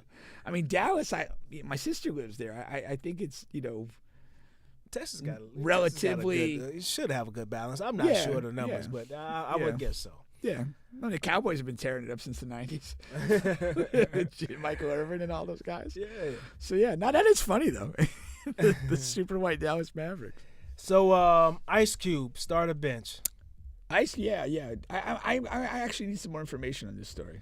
Well, he's just saying that so Ice Cube came out and he was saying that the NBA and ESPN is basically trying to destroy the Big Three basketball league. And shout out to Ice Cube. The Big Three has just been recognized and labeled as the first black sports league. All right. I'm not sure why it took to now. I don't know if something paperwork-wise. Well, it's like somebody just noticed it or something. I don't know. You know what I mean? Or maybe it's just a testament to now it's got a certain legitimacy to it that I assume then that the Big Three TV deal is with somebody other than ESPN or ABC. Yeah. So they're in a different market there. I guess my question is, what is the NBA doing to diminish it? Because I'm just not. I don't know. Yeah. Did he elaborate on that at all? He didn't. Maybe he wants them to kind of maybe he wants them to push players to them after they leave the NBA. After they retire. Right, because the majority of the league is guys that the Big Three is guys that had played in the league. I think that Frank Nitti guy is the only guy that has no NBA resume that's featured in that league. Is that correct? I'm not sure as far as him being the only one, but it's mostly NBA guys. So, I mean, I hate statements like this if when there's no support to it. Like when there's elaborate what is going on because I don't know. Big Three comes on YouTube. That's what Okay. Chris says, as if to say they don't have a partnership. But I've seen them on channels. I know it's not ESPN. I've seen them regular television. I've scanned through and seen games. Yeah. I don't particularly like the product. I'm okay with the idea, and it's cool if somebody likes it. I think it's just not my the thing. idea is better than the product. Just 3-on-3 is not fun to watch. You lose a lot. Well, You don't have. if it was Bosh, Wade, and LeBron versus KD, Russ, and I'm just, this. it's the people too. No, I get the talent, but I just 3v3 is not fun to watch. It's just weird. It's a weird game. Yeah. Like it's not quite 1-1 where you kind of have that manu a manu vibe. Yeah. You know, but there's not enough moving pieces for it to really feel like a team game. And do you go full court? You have to go but half. they go at the half. Yeah. It's to me, it's just not an appealing game. And at like the Olympic level, like because it's an Olympic thing, like they really just kind of like swing the ball around super quick and really thrive on the transitions. And it's kind of a funky tempoed game, but it doesn't. It's just I don't know. It's just not visually appealing to me. But I like the thing. I wish it success. It's just not a watch for me. I do wish he would elaborate. I mean, ESPN, if it's not their product, I get why they wouldn't want it to thrive and would be competitive. You know, but the NBA, I'm not sure. Basically, you're not competing for the same players. No. So I'm not sure what that's all about. And then we had 50 Cent start a bench. Is this with the Sun? No, it's not. It's not. Oh, okay. Well, let's go for 50 Cent then. It's not the son. He is going at it with his son. But but is this? I gotta ask it. I sort of think it's $6,700. Is this a grown ass son? yeah, He's over 18, 23. I think they said and just out of general kindness, because there's no legal obligation once a guy's 23 to keep paying him money. yeah. 50's giving him $6,700 a month, and this guy's complaining. Yeah, I'm under the impression that that's what he was receiving, right? When he was a kid. Yeah. And it's stopped now. Yeah, stop. So what is he complaining about? Well, then he came back out and was like, well, I just want to spend some time. He was like, it's really not about the money. Then he put out $6,700 in the background and was like, really, I would pay you 50 Cent this money if I could get time with my dad or some shit like that. Hey, I think I err on the side of 50 is like he's just attention. He wants attention. Yeah, that's a total chick move. Now, can he spurn this attention into some monetary? Because I didn't even know this guy existed before. You know what I mean? Yeah, no, I didn't So either. can you spurn this into some? Get a recurring role in one of 50's projects? You know I don't what I mean? know. Something. I mean, honestly, if my kids did one of those moves, it would really not be good for the relationship. Yeah. Shout out to Diddy's son. Diddy's son, he's on the charts. He has a top 5 song on the charts. Really? You know, and Diddy says he had nothing to do with it. He didn't push it. He didn't give him money for it. He let him go out and do this on his own. That's solid. Yeah. Is that the one that was at UCLA football for a while? I want to say so because because he's probably in the same age range. That's why I bought him up. Yeah. You would think that's Did what's his name, son? Big Boy's son ever do anything at Oregon? I don't know. Okay. Yeah, I don't know. We have to look that up. Shout out to all the star sons that's playing sports. I'm trying to. Keep an eye on you. Who's been the most successful stars outside of sports? No, like a non-sports star whose son. son has achieved the most in athletics. Whoa, that's a good question. That is a great question. Would it be the kid from Auburn? That his father was in De La Soul? I don't know. I mean, he was in the national championship game in a feature. No, I'm saying we need a bigger entertainer, right? What? And I'm just saying, Andy. I mean, what are our candidates? Yeah. We'll come up with that list because I know you're off the top of your head. I'm not diminishing you or anything. Well, it's just I think we can come up with some. I mean, Snoop's son was a 4-star wide receiver recruit, but then decided not to play. Yeah. So I mean, I don't know what to do with that. Yeah, I don't know either. Master P didn't have any basketball sons. So we're gonna come up with that. So that was start a bench with Coach Pink. The only one we skipped there was what? We skipped Westbrook. I see Nick Saban over there. Oh no, that was we can talk about that really quick. That was just the receiver after they lost the game to Tennessee. Yeah. The fans come and they storm, and the video shows this receiver kind of like hitting the girl. It was a girl. Alabama receiver? Yeah, hitting the Tennessee fan. Gotcha. And kind of like shoved her in the back of the head. You didn't see it, right? No, but I would. I skipped over because I didn't have the video. Yeah, no, okay. I mean, I would say when you storm the field, all bets are off. I think that's why they're taking so long to like say if he's going to get punished or not. Because in any other circumstance, they're probably talking like jail time or suing or something like that. Yeah. In any other circumstance. Yeah, it was. My high school basketball team. I was not on the team for the record. We won the state title my senior year. Yeah. The semifinal game was the most memorable game. We came from behind. We were underdogs. We won late on a baseline drive, and when the buzzer sounded, we stormed the floor. And my friend who was right in front of me, as we're coming off the bleachers, I got tangled with his foot. So he goes down and he does like a full speed somersault. Yeah. Comes up and basically kind of like runs into somebody. Yeah. And just randomly gave him an uppercut to the abdomen.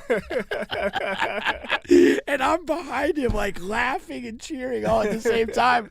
And I was like, this is incredible. Oh, so yeah, like if you're in a melee, like dude, you're just trying to get off the field. You've lost. It's like the Devontae Adams thing. Like, get out of my way. Yeah. Like, if you put yourself in harm's way and harm comes to you, fuck off. Like, seriously. Like, you can't be that oblivious to things. We have two more things to hit before the show goes out, so I want to make sure we hit those. Let's hit them. I want to talk about. Last week we had a Deion segment, and we had people in the comment section asking that we talk about more about Jackson State and more about Deion. Yeah, one I lady saw was like, that. "You guys should make this a weekly thing." And Check in on Deion. Yeah, we had a few people commenting on they liked our chemistry while Yes, we were talking indeed. about the Deion clip, and it's actually our highest viewing clip so far. Yes. Shout out to Deion, man. Topping the Elephant. the dental guy. Well, no, the dental guy that put his penis in the mouth of the Oh yeah. the anesthesiologist. The anesthesiologist. Yeah. Yeah. That Top that one. disturbing guy. So, Deion Sanders went on 60 Minutes. Sure, if you're anything like us two guys, you probably didn't watch it. And 60 Minutes is like an old person show. Like, seriously. and so he goes on the show, and they're asking him a bunch of questions, and he's talking about HBCUs and how he's trying to change the culture and things like that. But then they get to where, what about you and your aspirations, whatever. And basically you can see the comment here. He says, "I'll be a fool not to, as far as entertaining coaching offers from Power 5 schools." Let me quickly take it, and then you bounce off of this. Sure. So, yeah, Deion, if he gets a offer from Power 5, of course, he should entertain it and possibly take it, especially if it's a big school that has some sort of groundwork to where he could take it and run, not take it and fix it. Because, yeah, you did that at Jackson State, but if you can't go to a shit show at a Power 5 and expect, because people, if Deion comes into town, they're expecting changes like year 2. Yeah. Like real, all right? So, but my thing is, I think it's more meaningful and bigger if you can build Jackson State into a competitive team versus bigger schools. I'm not saying that Jackson State has to go in and play Alabama to the last T.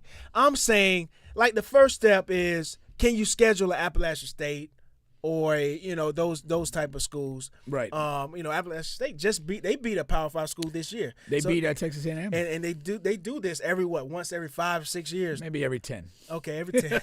I tried Appalachian. Let's not get carried away. I tried Appalachian. I tried to give you guys extra. You know who's an Appalachian State guy? Who? Our guy Ernest Wiggins. For real? Yeah. Like he went there? Yeah. Shout out to Ernest, man. We got to get him back on. App the State show. Hall of Famer. Shout out to Ernest, man. And Whitney Tossie, a local basketball person, she played there. Yeah, man. You got a kid that wants to be fast, run track, or play ball, or anything, man. Ernest is a guy that can increase speed and agility and all that great stuff. I just think it means more if he does it at Jackson State, at HBCU. I think he becomes a bigger martyr. I think he becomes it's just, and he can do it. He can change it, like we kind of mentioned last week. If he gets other coaches and other, they have to join the party. This weirdly mirrors what we just talked about with Kanye. Yeah. Deion alone, Jackson State alone, like rising, it's going to be problematic. And you're already starting to see it because they're getting pretty damn good. And a lot of their games, and you went to one last week, aren't very good. Right. And you're going to, it has to go somewhere. And again, the most obvious thing is let's get some games with Power 5 schools. Yeah. And we can't go from Bethune to Alabama in Tuscaloosa. Right. But maybe there's some medium steps. Maybe we could play Vanderbilt, or maybe we can, get a game with Georgia Tech and play it in Atlanta and the Mercedes-Benz and do that. And so that's, there's steps that are going there, but I really think he's going to have if other HBCUs don't upgrade with him, they don't have to be at his exact level, but they've got to be enough where they're recruiting better, they're producing more NFL talent, and they're creating at least dangerous competitive games for Jackson State to play. Yeah. But if he continues to rise on the trajectory he is, and the rest of HBCU and SWAC remains, with maybe a little bump, it's going to be a disaster because they're just going to knock the crap out of those teams in unentertaining games while striving to get a couple shots at some Power 5s, and do that. And so, if we look at Deion as like a change agent in college football, the thing to do would be to continue the path he's on, stay at Jackson, build that program, but do it in a magnanimous way where you continue to shine the light on other HBCUs and continue to, and it's tough because it's direct competition, not necessarily help, but make it like a legitimate thing for more 4- and 5-star guys to say, hey, I'm going to go to FAMU. I'm going to go to Bethune. I'm comfortable there. I'm enjoying it. I want to be a part of this. Not just Jackson State. Because if he gets it all, the disparity becomes too great. And it's going to become boring for him. And at some point, it's not going to be good for players to go there. Right. If, 9 out of your 12 games are 55-10, what are you getting? Yeah. And they've done this all without Travis Hunter. Yeah. And he's maybe coming back this week. I don't know if I've ever been as blown away by somebody's high school highlights in football as I have of Travis Hunter. So I'm excited to see what he can do. But he played one game and had a minimal impact there. So I'd like to see him do it, but he can't be doing it alone. And I think the two things that could drive him is that you get a good offer at a Power 5 school that you think you can win a title. Right. I don't think Deion has any interest going Power 5 where he can't win and chase titles. So, he'll stay where he is if that's the only option. But if he can get a job at a place where he feels he can win a title, he'll do that. And I just don't really see it going any other way. But we talked about this last week, and we were kind of ahead of the curve. No, for sure.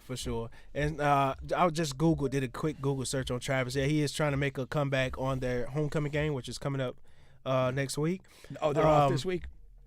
Oh, is it this week? Yeah, I think it is this week, or they have a bye, one of the two. Yeah. But him and Deion's son, Shadur, they just inked a new deal with a black-owned apparel company called, let me see, is it called Actively Black? I think that's what it's called.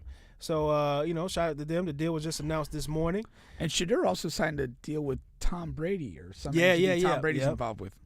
Exactly. Like you said, later on in the article, it says, recently announced the NIL deal with Tom Brady's company, Shadur there. So, but yeah, that's like you said, more teams have to join the party. But if not, then yeah, I think he should entertain these Power 5 schools. But like I said, I went to the game, Bethune, Jackson State, and it looked like a team that was just mismatched, overpowered, overmatched.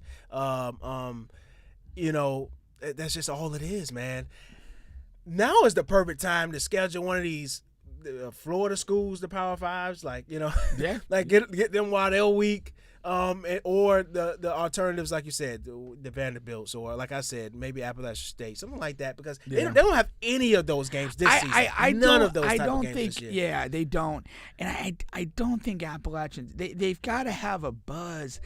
That's why I think like Georgia Tech, You could do it in Atlanta in the big stadium. Yeah. And Georgia Tech, they're not great, but they're in the ACC at least, and you could, there's a little thing there, I think.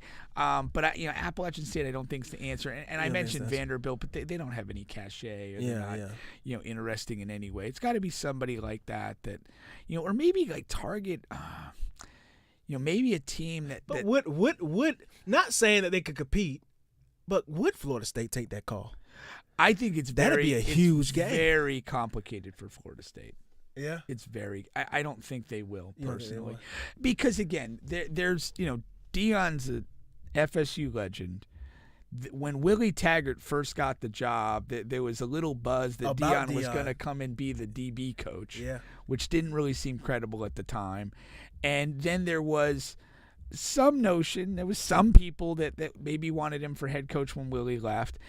And then he's gone on to become a head coach and have the success.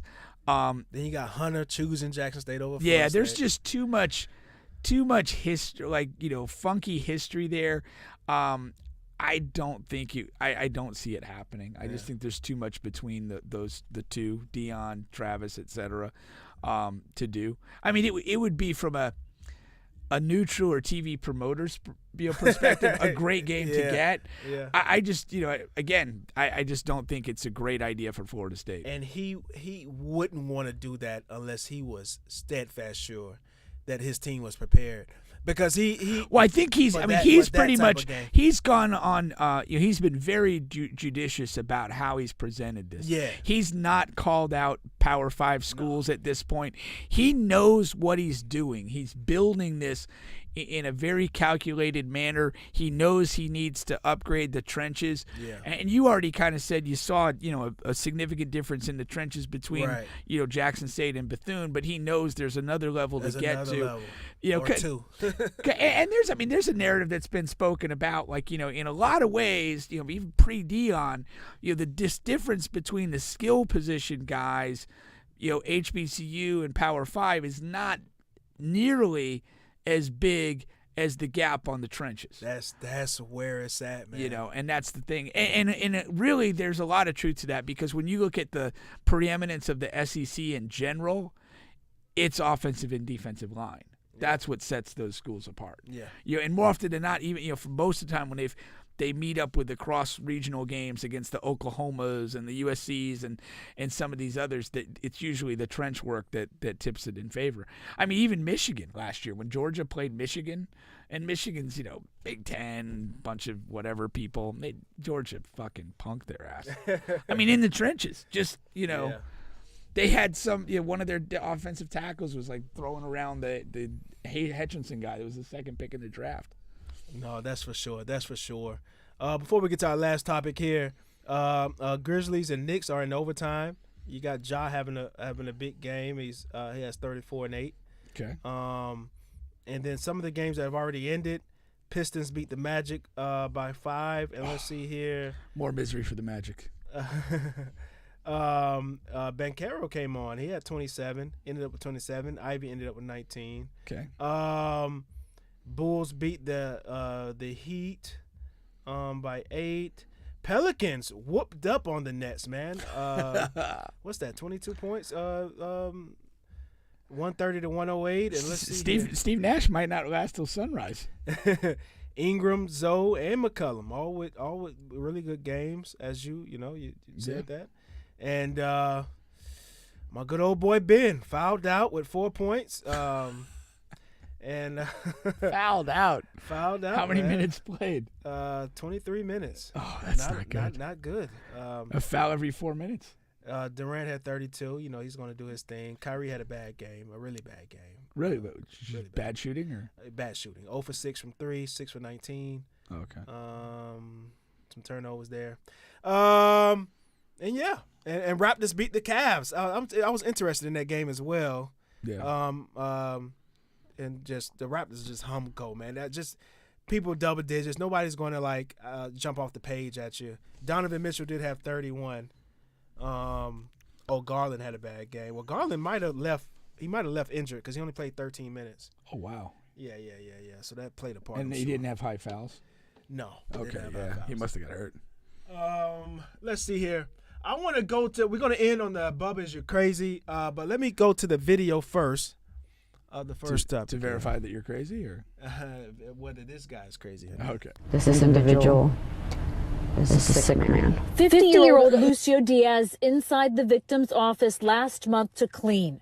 Her water bottle out in the open. What happened next is disturbing. Pulls out his penis and proceeds to stick his penis into my water, probably, I would say maybe halfway in, and then tilt the bottle back and basically rinse his penis into my water. The same thing caught on camera not once but 2 days in a row, says the victim, who does not want to be identified.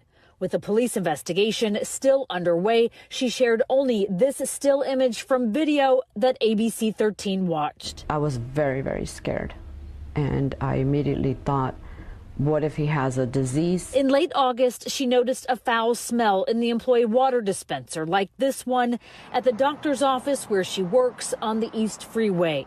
Then in late September, she thought her own water bottle had been tainted with urine. Sure enough, court records say a urinalysis confirmed it. But it was a spy camera she bought that left no questions, she says, and further testing brought devastating news to the married mother of two. I learned that I acquired an STD, for which he has also come back as having tested positive for. Send this right away. I do too, but I'm gonna let you go ahead. Once again, this is the is You So Crazy, so we're trying to determine how crazy this janitor guy is, or the woman. What I think we need to determine first is how skinny this man's penis is to fit in a water bottle. That's impossible. This man might have the thinnest penis in the history of penises. I can't believe it. I wasn't on that line of thinking, but go ahead to your second. What's your second thing there? Who drinks water that they left on their desk the day before? Bingo, bingo, bingo, bingo. Winner, winner, chicken dinner.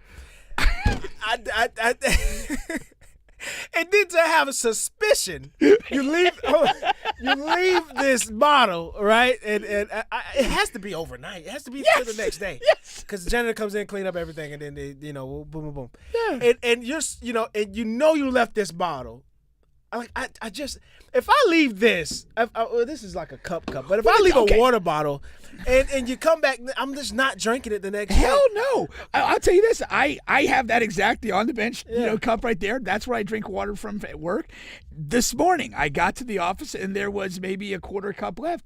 First thing I did is pitch it out. Yeah. Rinse it and then put fresh water in. That's I'm it. not I'm doing drinking that water that sat overnight. Like, I'm not, like, why? Why would I have unlimited tap sources of water? Exactly. You're in the office. And I'm not putting all the blame on her, but what I'm saying is you got to take a tiny bit of accountability here for your loose mind of judgment that just most normal people would just let me get a new water bottle. Exactly. Because it's not a bottle that she keeps day to day like this. It's I'm just thinking, like, water bottle. Maybe she's in an office and they just have like some real Strict rules. super strict like office manager who's like one water bottle per day. Who threw away half a water bottle? We're gonna dock your check, 78 cents. But I'm like, dude, that's just crazy. This $1 water bottle, she got so suspicious the first time.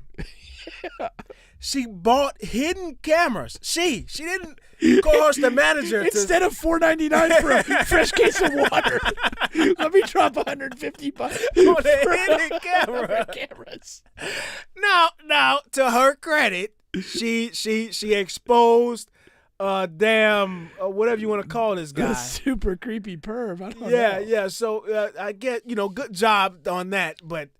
Hats off. Cost-wise, we salute you. you costed yourself a healthy life. You have AIDS now. You costed yourself $100 and whatever for the camera. When all you needed was a $1 replacement water bottle, exactly. And you don't have AIDS, and you don't have and a little common HIV. sense. If yeah, that's just incredible. I think they're both a little crazy. Oh, so 100%. that's my determination. Yeah, he's super. What the hell are you doing? Throw him under the jail. Whatever you need to do because this wasn't his first time. No, and he knows he has HIV, so he's doing all this shit. Well, did they say HIV or just STD? Did it say STD? So it could be something else. Okay. Gonorrhea. That's much better. I mean, you don't want any of it, but it's much better. Yeah. Oh God. Okay. I just want the Magic Johnson strain of HIV. Yeah. I don't want the real stuff. if I have to have it. Yeah. That's crazy though. Like, I don't know. Like in my office, like sometimes when I've worked late, I've been on call and stuff like that. You know, you do see the cleaning. We have a cleaning lady. You know, I always act very, very friendly to her. Because again, you don't want to make enemies, man. Yeah, you have some personal belongings in your office. You don't need an enemy who is the janitor or maintenance person when you're not at there. You know, just be friendly, say hello. You know, ask them how they're doing. But yeah, that I don't know, man. But yeah, this guy, there's no excuse for him, man. Throw him under the jail. He needs to be out of circulation forever. That's crazy. I'm going to be quick with the next two. NBA Youngboy, who shout out to him. He's a really young rap artist who was just labeled the second highest streaming artist next under Drake, which is just outrageous. His streaming numbers of all time or like currently. Right, currently, okay. Currently, Drake is number one streaming rap artist, and NBA Youngboy is second. Another surprise on that list, Rod Wave came in at like number 8. Is a Florida artist who I wouldn't have imagined he would have been top 10. That's crazy. But anyhow, NBA Youngboy has this fan base. And it's like it's LeBron James fan base times 10. Like as it's hard to imagine. Crazy, yeah. They're crazy, man. And Willie's not involved. Maybe. If not, there's gonna be a pivot to all the LeBron stuff drops off, and now we have NBA Youngboy. His son probably picked up the torch, man. So his fan base believes that he's better than Lil Wayne and Tupac. That's the type of stuff that they say, and they make it trending.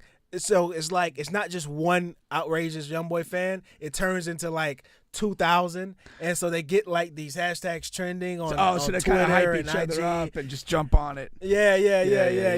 And that's what they do. And shout out to him for having that type of a cult fan base. But they're outrageous. I'm not even going to touch the actual content of it. I just wanted to shout out the streaming numbers and shout out to his fan base, as outrageous and crazy as they are. Y'all are crazy. All right.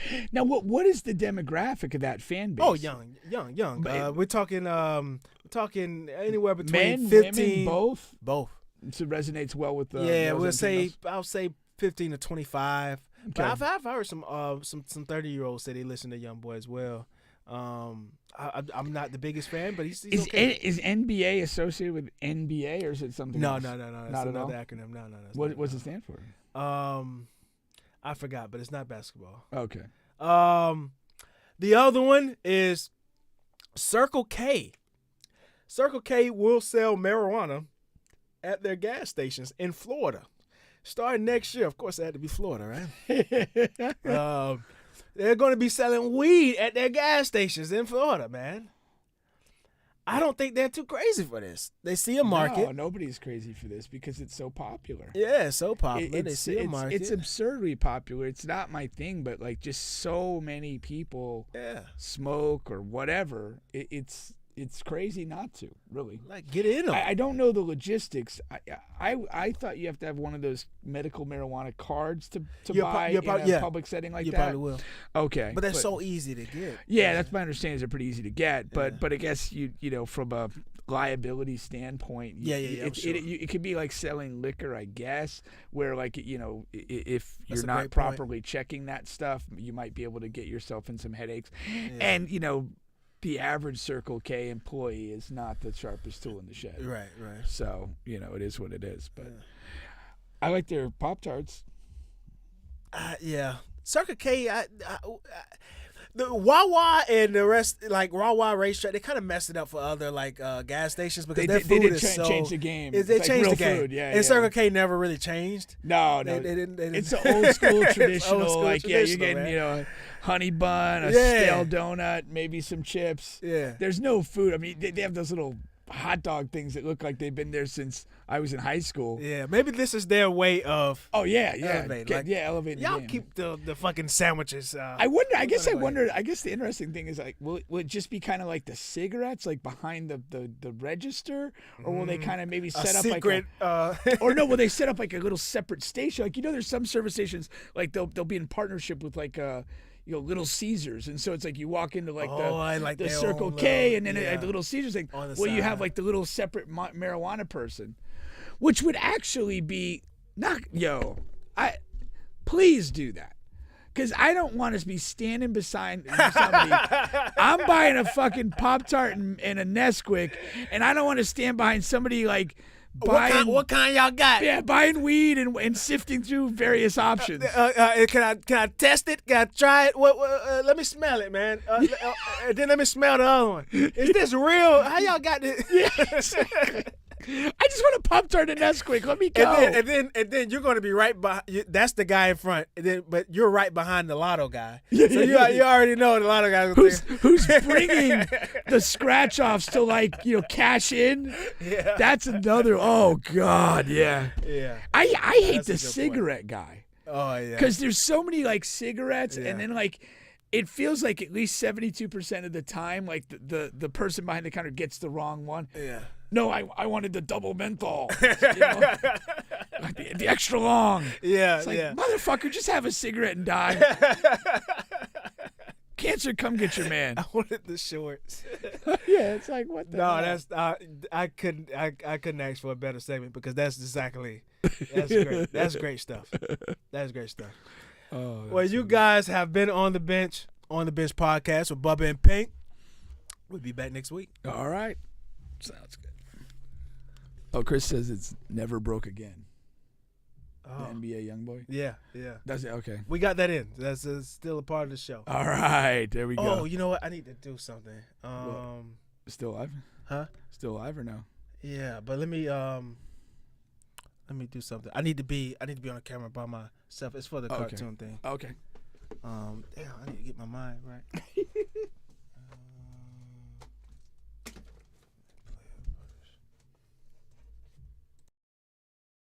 From the Sunshine State, the great state of Florida, and what does your Uncle Shala always say?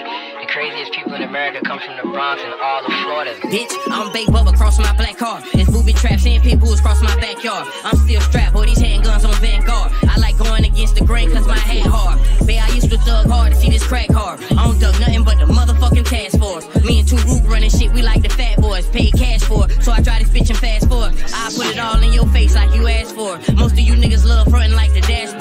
I get a nigga chalked out like the blackboard. I got the ghetto off glass like the backboard. Most of my niggas ride till it ain't no gas for. Thanks for watching. That was Master Jit. Join us on this. How do I want to say this thing, man? I'm gonna have him edit this. Okay. 2, 1. Master Jit. That's not it. I should have wrote this down. All right, let me just do it. 3, 2, 1. That was Master Jit. Join me in the first interactive animation in animation history. Alrighty. Join me on Instagram every month, every week, and pick. Okay, I got it now. 3, 2, 1. That was Master Jit.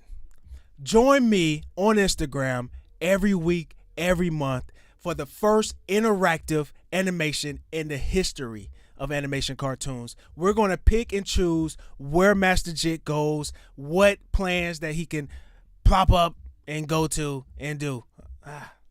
Messed up at the very end. First interactive animation.